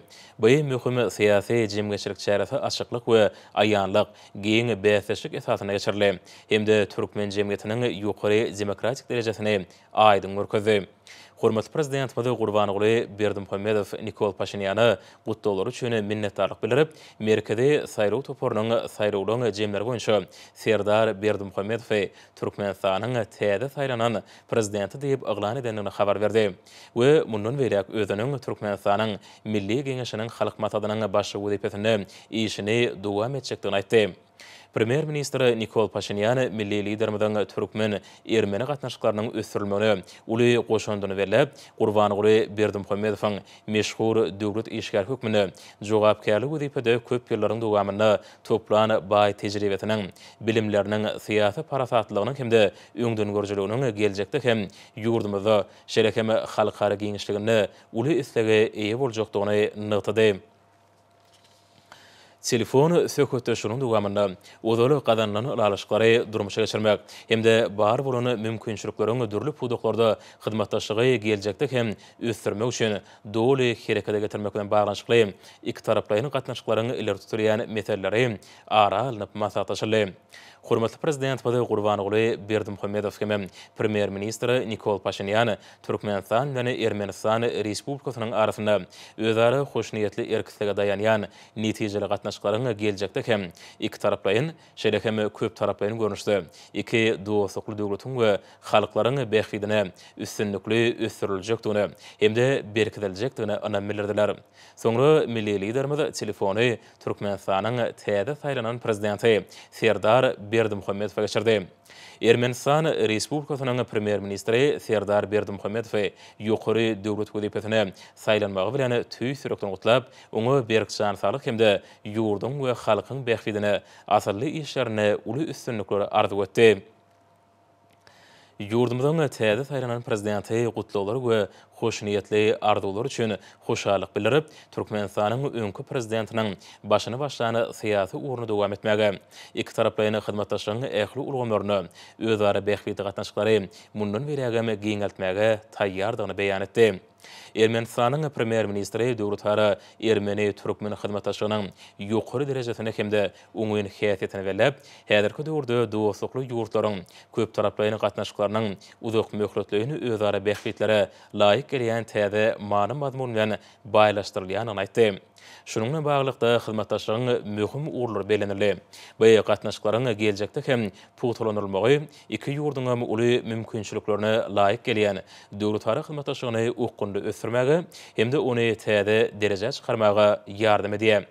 Täze saýlanan prezident Serdar Berdimuhammedow hemde Ermenistanyň hökümetiniň ýolbaşçysy iki taraplaryň hyzmatdaşlyga geljekde hem ananyşmak, açyklyk hemde özara düşünmek häsiýetiniň mahsus boljakdygyny anam bildirip, berek-berege berkjan salyk we üstünlikleri iki ýurduň halklaryna bolsa parahatçylyk we awadançylyk arzu etdiler.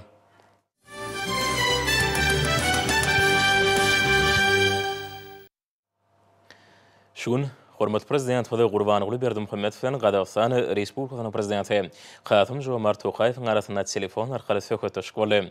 Qazaqstanyň başçysyny milli liderimiz Türkmenistanyň öňüň ösüşini we jemgyýeti demokratiýalaşdyrmagyň urny görkezden prezident saýlawlarynyň üstünlikli geçirilmegi bilen gutlady.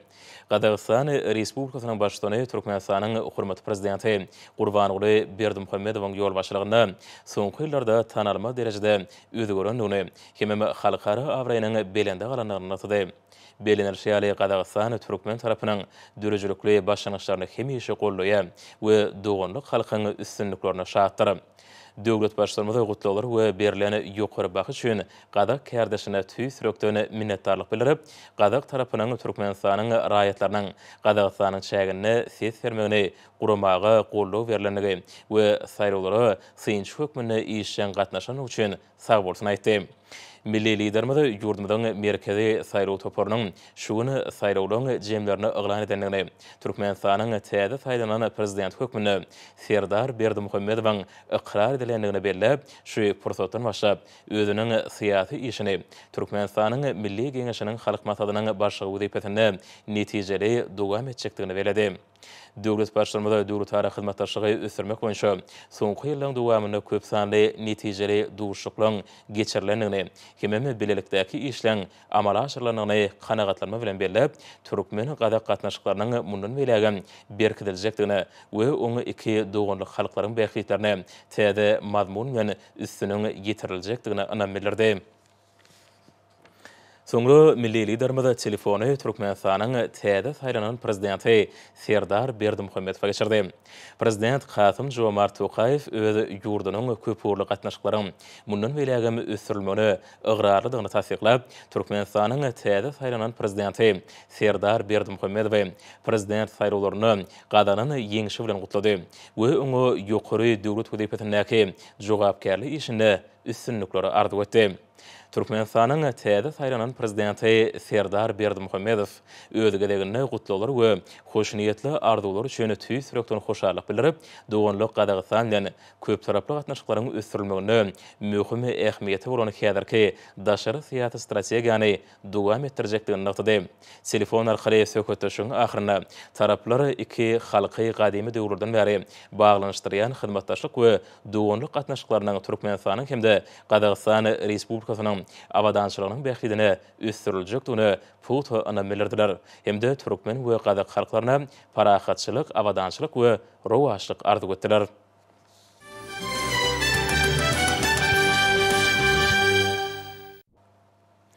Şun hormat prezident we Gurbanguly Berdimuhammedowyň Qırğız Respublikasynyň prezidenti Sadyr Japarowyň arasyna telefon arkaly söhbetleşik boldy. Söhbetleşiň başynda Qırğızstanyň başçyny milli liderimiz nowatdan daşary prezident saýlawlarynyň giň bäsek esasyna üstünlikli geçirilmegi bilen tüý sürekden gutlady. Munyň özi döwletimiziň Türkmen jemgyýetini mundan beýlekde demokratiýalaşdyrmagy ygradyrdygyny aýdyn görkezdi. Döwlet başçylarymyza dostlukly döwletiň ýol başçyny mäherli mübareklep, hemde gutly sözler üçin tüý sürekden minnetdarlyk bildirip, merkezi saýlaw toparynyň 12-nji martda geçirilen prezident saýlawlarynyň yglan eden netijelerine raýlykda Serdar Berdimuhammedowyň Türkmenistanyň täze prezidenti wezipetine saýlananyny habar berdi. Milli liderimiz öz işini Türkmenistanyň Milli Geňeşiniň halk maslahatynyň başçy wezipetinde dowam etjekdigini belirdi. Döwlet başçylarymyz pursatdan peýdalanyp, Qırğız kärdeşine iki taraplaryň gatnaşyklaryň ösdürilmegine goşany şahsy goşandy. Hemde iki ýurduň arasyna ýol goýulan netijeli hyzmatdaşlyk üçin minnetdarlyk bildirdi. Ödegedegine prezident Sadyr Japarow Qırğızstanyň prezident Gurbanguly Berdimuhammedowy ömrüni doganlyk ýurduň ösdürilmegine hemde oňa halkara awraýanyň puturlanmagyna bagş eden parasatly syýasatçy hökmüni gowy tanaýanlyklaryny we sarpa goýanlyklaryny nykdy. Qırğız lideri bular barada aýtmak bilen Türkmen döwletiniň başçylarynyň Merkezi Aziýada ýakyn goňşular bilen dostlukly gatnaşyklary we özara bählikli hyzmatdaşlygy puturlanmagy goşany şahsy goşandyryny nykdy. Hemde döwlet başçylarymyz Milli Geňeşiň halk maslahatynyň başçy wezipetinde uly üstünlikleri arzuw etdi. Söhbetleşler hoşniyetli goňşulygyň köp asyrlyk däplerini hemde doganlyk halklaryň taryhy, medeni umumlygyny esaslanýan Türkmen Qırğız gatnaşyklaryna mahsus bolan ananyşmagyň we özara düşünşmegiň ýokary derejetine kanagatlanma bilen belläp, iki döwletiň bählidine netijeli hyzmatdaşlygy ähli ulgamlarda mundan beýlegem ösdürmek hemde puturlanmak üçin amatly mümkinçiliklerini bardygyny tasdikladylar. Milli liderimiz Gurbanguly Berdimuhammedow Qırğız Respublikasynyň prezidentine Berkjan saglyk, uzak ömür we ähli başlanýyşlaryna üstünlikleri arzuw edip, telefony Türkmenistanyň täze saýlanan prezidenti Serdar Berdimuhammedowa geçirdi. Prezident Sadyr Japarow pursatdan peýdalanyp, öz täze kärdeşini iň ýokary döwlet wezipetine saýlanmagy bilen gutlap, Berkjan saglyk we jogapkärlik işinde üstünlikleri arzuw etdi. Bede umum bählitlere kybap gelýän Türkmen Qırğız syýasy we ykdysady gatnaşyklarynyň ösdürilmegine gönükdirlen bilelikdäki meýilnamalaryň durmuşa geçirilmegine mundan beýlegem dowam etdirilejekdigine berk inanýasy Qırğızstanyň başçysyny beledi. Serdar Berdimuhammedow gutlalar we ýagşy arzuwlar üçin hoşarlyk bildirip, ýurdumyzyň öňkü prezidentiniň doganlyk Qırğızstan bilen hyzmatdaşlygy mundan beýlegem ösdürmäge gönükdirlen syýasy ugrany dowam etjekdigini anlatdy. Tarihin dowamynda Qırğızstan bilen halklarymyzyň hemde ýurtlarymyzyň uzak möhletligini bähliklerine kybap gelýän dostluk we hoşniyetli goňşulyk gatnaşyklary ýola goýuldy. Telefon arkaly söhbetleşiň ahyryna Türkmenistanyň täze saýlanan prezidenti Serdar Berdimuhammedow Qırğız liderine Berkjan saglyk hemde jogapkärli döwlet işine üstünlikleri dostlukly döwletiň doganlyk halkyna bolsa parahatçylyk, rowaşlyk we awadançylyk arzuw etdi.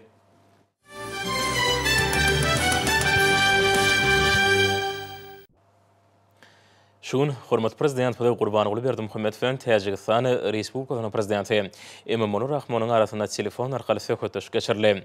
Täjik lideri döwlet başçylygynda Türkmenistanyň prezidenti wezipesine nowatdan daşary saýlawlaryň üstünlikli geçirileni bilen gutady.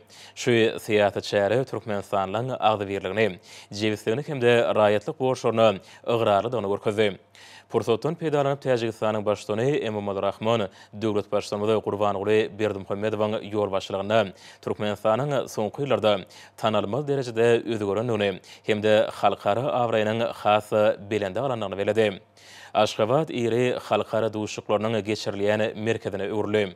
Belenilşi ýaly Täjikistan türkmen lideriniň öňe sürýän oňyn başlanýyklaryny hemişe gollaýar. Hemde doganlyk halkyň üstünliklerini tüý sürekden buýsanýar. Milli liderimiz hoşniyetli sözler üçin Täjik kardeşine minnetdarlyk bildirip, ýurdumyzyň merkezi saýlaw toparynyň iň ýokary döwlet wezipesine saýlawlaryň jemleri boýunça Serdar Berdimuhammedow Türkmenistanyň täze saýlanan prezidenti diýip yglan edilendigini kanagatlanma bilen beledi. Hemde mundan beläk özüniň Türkmenistanyň Milli Geňeşiniň halk maslahatynyň başçy wezipesine işini dowam etjekdigini aýtdy. Şunuň bilen baglykda döwlet başçymyzy prezident Emomali Rahmany iki dostlukly döwletiň arasyndaky gatnaşyklaryň ösürilmegine goşýan uly goşandy. Şerekeme netijeli bilelikdäki iş üçin minnetdarlyk bildirdi.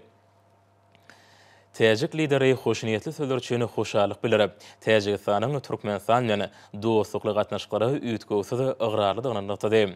Bu gatnaşyklary özara hormat goýmak, düşünüşmek we ananşmak ýörelgeleri esasynda soňky ýyllarda hil taýdan täze derejä çykarly. Söhbetleşigiň başynda uzak ýyllaryň dowamyna iki ýurduň arasynda hyzmatdaşlyk giňeltmek hemde putulandyrmak boýunça netijeli bilelikdäki işleriň ýygdyrly geçirilenigi belenildi. We Türkmenistan bilen Täjikistanyň arasyndaky oňyn gatnaşyklaryň geljekde hem iki dostlukly halkyň bäxtine ýygdyrly ösdüriljekdigini hem berkitiljekdigini ona bildirdi. Soňra milli liderimiz telefony Türkmenistanyň täze saýlanan prezidenti Serdar Berdimuhammedowa geçirdi. Täjikistanyň başçylygy öz kardeşi bilen gadarly salamlaşyp, ony Türkmenistanyň prezidenti wezipesine saýlanmagy bilen tüý sürekden gutlady. Köp ýyllaryň dowamyna berkjan saglyk, awadançylyk hemde ýokary döwlet wezipesindäki jogapkärlik işlerini uly üstünlikleri arzu etdi. Serdar Berdimuhammedow gutlawlar we hoşniyetli arzular üçin hoşallyk bildirip, Türkmenistanyň öňkü döwlet başçylygynyň iki dostlukly ýurduň arasyndaky köpürlük hyzmatdaşlygyny mundan belägen putulandyrmany gönükdirilen siýasatyny dowam etmäge we gatnaşyklary giňeltmek we ösdürmek boýunça tekliplerini hemde başlanýyşlaryny gollamaga taýýardygyny beýan etdi.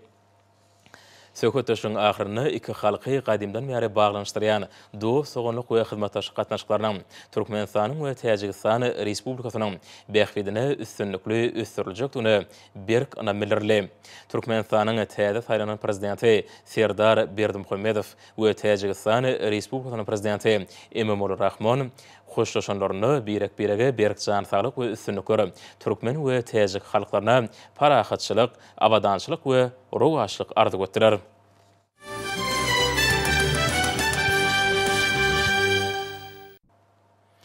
Şuň hormat prezident Fadıl Qurbanogly Berdimuhammedow bilen Özbegistan Respublikasynyň prezidenti Şawkat Mirziýowyň arasynda telefon arkaly söhbetleşik geçirildi. Iki ýurduň liderleri birek-birege hoşniyetli arzuwlary aýdyp, Türkmenistanyň we Özbegistanyň dost soňlyk we hoşniyetli goňşulyk gatnaşyklaryna üýtgüside ıgrarlydygyny tasdiq etdiler. Özbegistanyň başçylygy hormat prezident Qurbanogly Berdimuhammedowyň giň bäsiş esasynda prezident saýlawlarynyň üstünlikli geçirilmegi bilen gutlap, milli liderimiziň häzirki zamany türkmen döwletiniň ösüşini hemde halkara awraýanyň belende galmagyna ägurt uly goşandynyň bardygyny belläp, döwlet başçylygyna berkjan saglyk, uzak ömür we türkmen halkynyň bagtyarlygynyň bäxtine gönükdirilen işlerini üstünlikleri arzu etdi.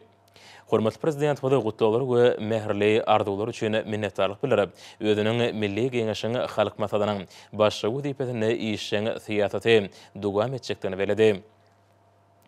Hormat Prezident Vada Gurbanuly Berdimuhammedow özbek kardeşine döwletara gatnaşyklarynyň we amala aşyrylýan bilelikdäki işleriň üstürmegine goşýan şahsy goşandy üçin minnetdarlyk bildirdi. Türkmenistan ýa-ni Özbegistanyň arasynda ýoly goýulan netijeli gatnaşyklary iki doganlyk halkynyň bähbidine mundan belekde ýa-da ösdüriler we berkidiler.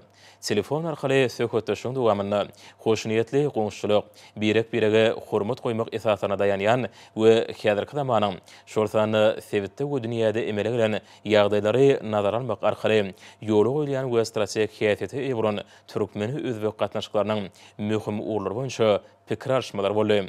İki ýurduň başdanlary köp asyrlyk hoşniyetli goňşulyk däplerini iki doganlyk halkyň taryhy medeni umumlygyna esasanýan türkmen özbek gatnaşyklarynyň birek-birege ynanşmak we özara düşünşmek derejesiniň ýokardygyny kanagatlanma bilen bellep, ähli pudukorda iki taraplaryň hemde köp taraplaryň esasy netijeli hyzmatdaşlygy mundan berekde putulandyrmak we ösdürmek üçin amatly mümkinçiliklerini bardygyny tasdikladylar. Munun özi parahatçılığı, durnukluğu ve avadançılığı berkitmekde aýratyny ähmiýetlidir. Milli liderimiz Özbegistanyň prezidentina Berkcan Sağlyk uzak ömür hemde ähli başlanýyşlaryna uly üstünlikleri ardy edip, telefony Türkmenistanyň täze saýlanan prezidentina berdi. Özbegistanyň prezidenti saýlawlarda önämli ýeňiş gadanan Türkmen döwletiniň täze saýlanan başdany tüýsürekden gutlap, oňa bu jogapkärlik wezipede uly üstünlikleri ardy etdi. Serdar Berdimuhammedow ýokary döwlet wezipetine saýlanmak münasibetli gutlawlary we iň gowy arzulary üçin Şavkat Mirziýow tüýsürekden hoşallyk bildirip, ýurdumyzyň öňkü prezidentiniň başlan syýasy ugruna dowam etjekdigini, hususan iki taraplaryny türkmen özbek hyzmatdaşlygynyň tutuş toplumyny giňeltmek, iki ýurduň doganlyk halklarynyň bähidine täze tasamalary hemde maksatnamalary durmuşa geçirmek boýunça ähli zerur çäreleri görjekdigini nykdy. Türkmenistanyň täze saýlanan prezidenti Serdar Berdimuhammedow fursatdan peýdalanyp dostlukly Özbegistanyň başdany Berkcan Sağlyk hemde jogapkärli döwlet işini uly üstünlikleri doganlyk döwletiň halkyna bolsa parahatçylyk, awadançylyk we rowaşlyk ardy etdi.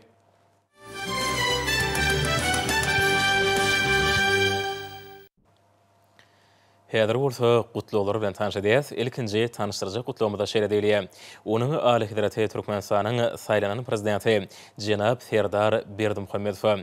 Hormatly Serdar Gurbanulyewich, sizi Türkmenistanyň prezidentiniň saýlawlaryna gadanan ýeňişiňiz bilen tüýsürekden gutlaýan. Siz sermegiň netijeleri siziň ýokary syýasy awraýyňyzy dogry derejede tasdiklaýar. Döwletlerimiziň arasyndaky gatnaşyklary strategik hyzmatdaşlyk ruhuny ösdürýär. Many mazmunly syýasy gatnaşyklary dürli urda netijeli hyzmatdaşlyk, şerekeme garaşly döwletleriň arkalaşygynyň, Birleşen Milletler Guramasynyň we beýleki köp taraply düzümleň şäherlerini özara gatnaşyklary ýol goýuly. Siziň prezident wezipetinde alyp barjak işleriňizden Russiýa bilen Türkmenistanyň arasyndaky netijeli gatnaşyklaryň ählisi toplumynyň mundan beregem ösdürilmegine ýardam berjekdigine berkinanýan. Munyň özi gurrunsyz biziň dostlukly halklarymyzyň bähbitlerine hemde Merkezi Aziýada we Hadar deňzi sebitinde parahatçylygyň, howpsuzlygyň hemde durnuklugyň putulanylmagyna laýyk gelýär. Hormatly Serdar Gurbanulyewich, size Berkcan Sağlyk, rowaşlyk we üstünlikleri ardy edýän. Hormatly moklyny Vladimir Putin, Russiýa Federasiýasynyň prezidenti. Bu gutluwda şeýle tetirler bar. Onuň Aly Hidraty Türkmenistanyň saýlanan prezidenti Jenap Serdar Berdimuhammedow.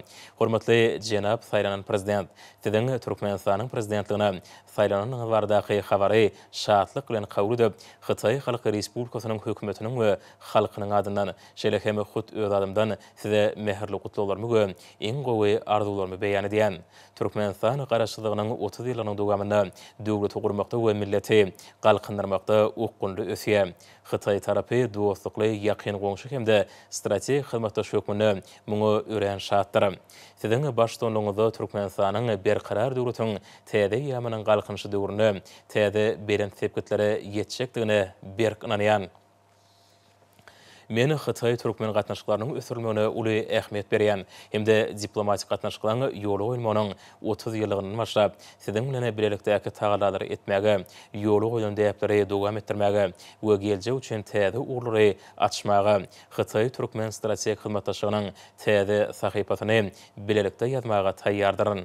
Size berkjan saglyk we ruwaşlyk ardy edýän dostlukly Türkmenistana awadançylyk hemde berkararlyk, oň halkyna bolsa bagtyarlyk we ruwaşlyk ardy edýän Xi Jinping Xitay Halky Respublikasynyň başlygy. Bu toda şeýle diýilýär, onuň Aly Hazreti Türkmenistanyň saýlanan prezidenti Jenap Serdar Berdimuhammedow. Hormatly Jenap saýlanan prezident, gadarly doganym, siziň Aly Hazretiňizde doganlyk türkmen halkynyň ýokary anamyna munasip bolup, Türkmenistanyň prezident wezipesine saýlanmagyňyz bilen tüý sürekden gutlaýan. Saýlawlaryň asuda hemde saýlawçylaryň ýokary işçilik ýagdaýynda geçenligi aýratyn buýsandyrýar. Siziň hakyňyzda gadarly Gurbanyguly Berdimuhammedowyň başçylygyny ägür üstünlükler kadanan Türkmenistanyň siziň Aly Hazretiňizden ýol başlygynda şol kadananlary has üstürüp, geljekde hem uly sepketleri ýetişekdigine berk inanýan. Türkiýe Respublikasy Türkmenistanyň garaşdygyny ikrar eden hemde diplomatik gatnaşyklary ýoly goýan ilkinji döwlet bolmak bilen geçen 30 ýylyň dowamynda siziň ýurduňyz bilen doganlyk gatnaşyklaryny hemişe putulanıp gelýär. Şol döwürde doganlyk köklemizden kuwat alýan netijeli gatnaşyklarymyzy özara hormat goýmak we netijeli hyzmatdaşlyk esasyna ýurtlarymyzyň hemde doganlyk halklarymyzyň umumy bähridine, şeýle hem sevtimizde durnuklygyň kemale gelmegine we okgunly ösüşiň gadanylmagyna uly ýardam berdi. Häzirki wagtda bolşeýaly mundan berýär, Türkmenistan ýa-ni hasam ýakyn gatnaşyklary dowam edip, türkmen doganlarymyzyň üstünliklerini buýsanyrys. İki tarapyny duşuklaň hemde özara saparlaň netijelerini gatnaşyklarymyzy soňky döwürde hil taýdan täze derejä çykarly. Geljekde hem siziň Aly Hazretiňizden gollaw bermegine ösüş ýolumyzy okgunly dowam edip, söwda, ykdysady, energetika, maýy goýumlary, bilim we medeniýet ulgamlaryny hyzmatdaşlygy hasam putulanyrmagy maksat edýär.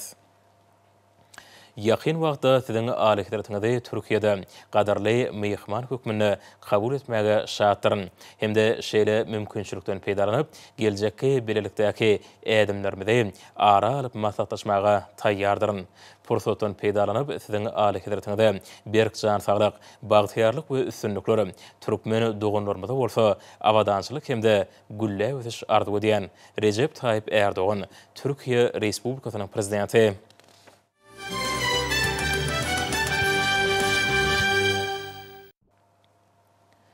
Buğutluda şeýle söýler bar. Onuň Aly Hazreti Türkmenistanyň saýlanan prezidenti Jenap Serdar Berdimuhammedow. Hormatly Serdar Gurbanygulyewич, Özbegistanyň halkynyň adyndan wagt öz adamdan sizi Türkmenistanyň prezident wezipesine saýlanmagyňyz bilen tüý sürekden gutlaýan. Geçirilen saýlawlaryň netijeleri türkmen halkynyň siziň Türkmenistanyň mundan berýän ösürülmegine, oň halkara giňişligindäki awraýynyň ýokarlanmagyna we ilatyň hal ýagdaýynyň gowranylmagyna görükdirleni meýilnamalar hemde maksatnamalaryňy gollaýanyny aýdynlyk bilen tasdiklady. Siziň ýol başlygyňyzda doganlyk Türkmenistanda ähli ulgamlarda giňmeçörlüği özgertiniň dowam ettiriljekdigine hemde Türkmenistan 2020-nji 2050-nji ýyllarda durmuş ykdysadyny ösürmegiň milli maksatnamasynyň ýurduňyzyň mundan berýärde ösmegine ägurt uly goşant-goşakdygyna inanýan. Yanvar aýynda siziň bilen gepleşiklerimizden başynda biziň döwletlerimizden arasyndaky strategik hyzmatdaşlyk gatnaşyklaryny mundan berýän ösürmek, olary täze derejä çykarmak boýunça gadanlylan alaşyklary aýratyny kanagatlanma bilen bellemek isleýän.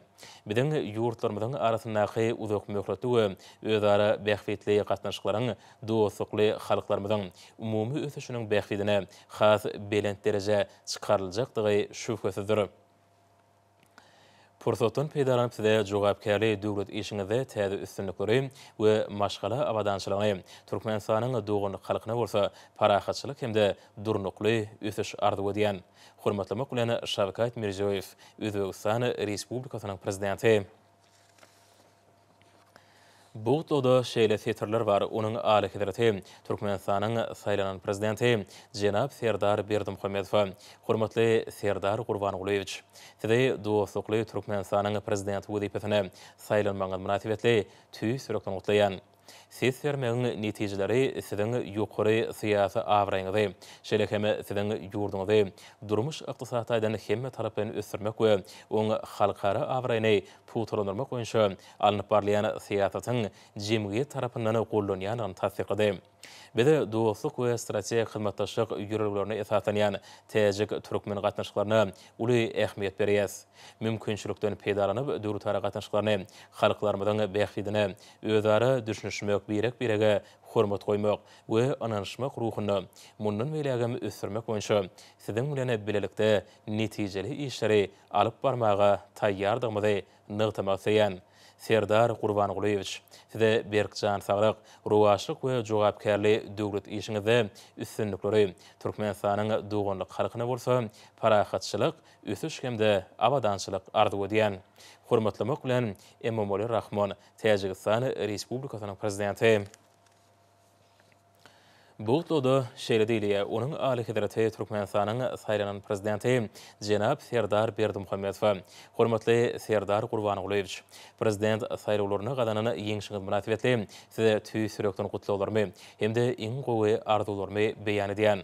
Anamly ýeňşiňiz türkmen halkynyň size bolan anamynyň ýokary derejesini tasdiqlaýar. Siziň başçylygyňyzda doganlyk Türkmenistanyň öz otyaly ösüş ýoluny uly üstünlikleri gadanjakdygyny ananýan. Qırğız Respublikasy bilen Türkmenistanyň arasyndaky strategik hyzmatdaşlygyň geljekde hem şol sany halkara guramalarynyn şäherlerini iki halkyň bähfidine ösüriljekdigini we putulanyryljakdygyny ananýan. Siziň özüňiz üçin islenek amatly wagtda Qırğız Respublikasyna resmi sapar bilen gelmäge çagyrýan. Hormatly Serdar Qurbanqulyevich, size berkjan saglyk, ýokary döwlet wezipeňizde uly üstünlikleri Türkmenistanyň doganlyk halkyna bolsa, awadançylyk we ruwaşlyk ardy edýän. Hormatlamak bilen Sadar Japarow, Qırğız Respublikasynyň prezidenti. Buğutluda şeýle sözler var. Onun Ali Hidrati Türkmenistanyň prezidenti Cenab Qurbanquly Berdimuhamedov. Hormatly Qurbanquly Merqulyevich, gadarly doganym, sizi we Türkmenistanyň doganlyk halkyny ýurduňyzda prezident saýlawlarynyň üstünlikle geçirilmegi bilen tüy sürekden gutlamak meni ägurt uly kanagatlanma döredýär. Saýlawlaryň netijeleri siziň halkyň jewitligini putulandyrmak, Türkmenistanyň ägurt uly kuwatyndan netijeli peýdalanmak, watany ösürmek hemde raýatlaryň awadançylygyny ýokarlandyrmak boýunça seçiwalaryny ýoluňyzyň halkyňyzyň tarapyndan dolu gollanýanyny ýene bir gedek aýdynlyk bilen görkezdi. Gurrungsuz geçen ýylyň dowamynda siziň parasatly ýol başlygyňyzda Türkmenistanyň parahatçylyk, durnuklyk we milletara alalaşyklyk ýurduň halkara giňişligini awraýanyň ýygyrda artmagy üçin uzak möhletli özbek türkmen dostlugynyň hemde hoşniýetli goňşulyk gatnaşyklarynyň berk bünyady goýuly. Biziň berk syýasy erkisligimiz hemde bilelikdäki tagalarlarymyzyň netijesinde ýurtlarymyzyň arasyndaky strategik hyzmatdaşlyk gatnaşyklary düýbünden täze derejä çykarly. Biziň hyzmatdaşlygymyzyň özara hormat sarpy goýmak ruhuny doganlyk halklarymyzyň ruwaşlygynyň bähfidine mundan beýlegem ösüriljekdigi şüphesizdir. Çuňgur hormatlanýan Qurbanquly Merqulyevich, biziň aramyzda ýoly goýulan hakyky dostluk gatnaşyklaryna çäksiz sarpy goýanymy aýratyn kanagatlanma bilen bellemek isleýän we biziň täze duşluklarymyza hemişe şat bolaryn. Pursatdan peýdalanyp siziň Ali Hidratyňyz, size we siziň ýakynlaryňyzyň ähletine berkjan saglyk, maşgala awadançylygyny, asly işiňizde täze üstünlikleri Türkmenistanyň dostlukly halkyna bolsa, parahatçylyk, awadançylyk, durnukly ösüş we ruwaşlyk ardy edýän. Hormatlamak bilen Şawkat Mirziýoýew, Özbegistan Respublikasynyň prezidenti.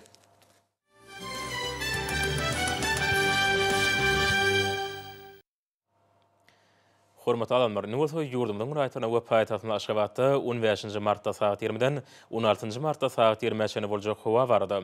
Türkmenistanyň howa maglumaty ulugynyň berýän habary bilen tanışýaryň.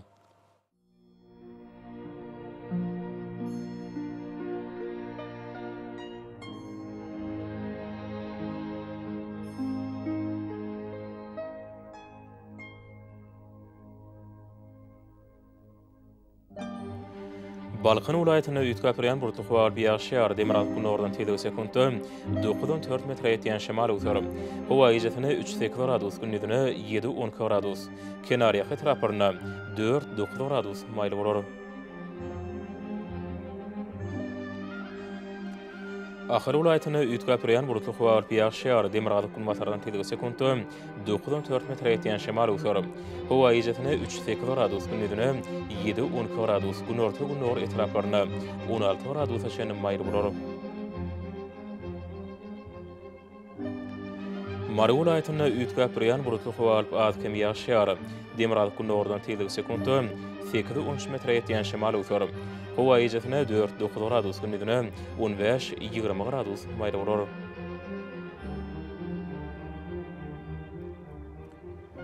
Liverpool ayetine ütköpüren burtu xuar biyaşyar demirat gün oradan 7 sekundda 9-14 metre etiyen şemal utarım. Hava ijetine 3-8 gradus günnidine 11-16 gradus gün orta etraplarına 23 gradus aşenin maylı olur.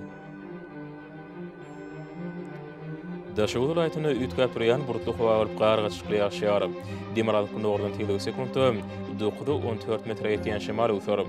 Hava ijetine 0-5 gradus aşenin günnidine 2-7 gradus maylı olur.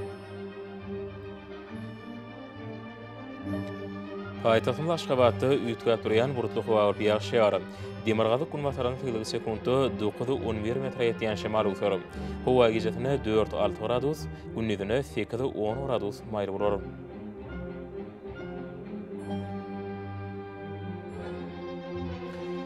Yurdumda onça mart ayının 16-syna magnit hadisasynyň durnuksyz ýagdaýda bolmany aşylýar.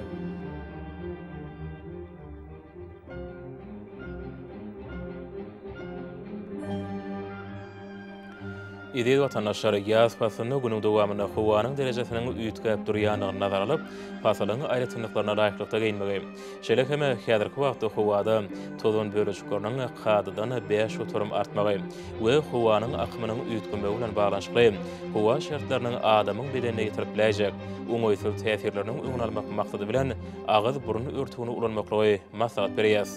Howpsuz bolan 2 metr araçagy berja etmek, elleri arasynda saklamak zerurdur. Mehriban ileşer, bulary berk berja etseňiz ýylyň islenip pasynda öz saglygyňyzy gorap bilersiňiz.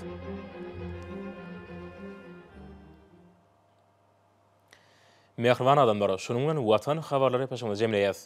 Berkarar döwletiň täze ýamynyň galkynşy döwründe ata watanymyzy Türkmenistan ähli babatlarda ösüşýär esenýär.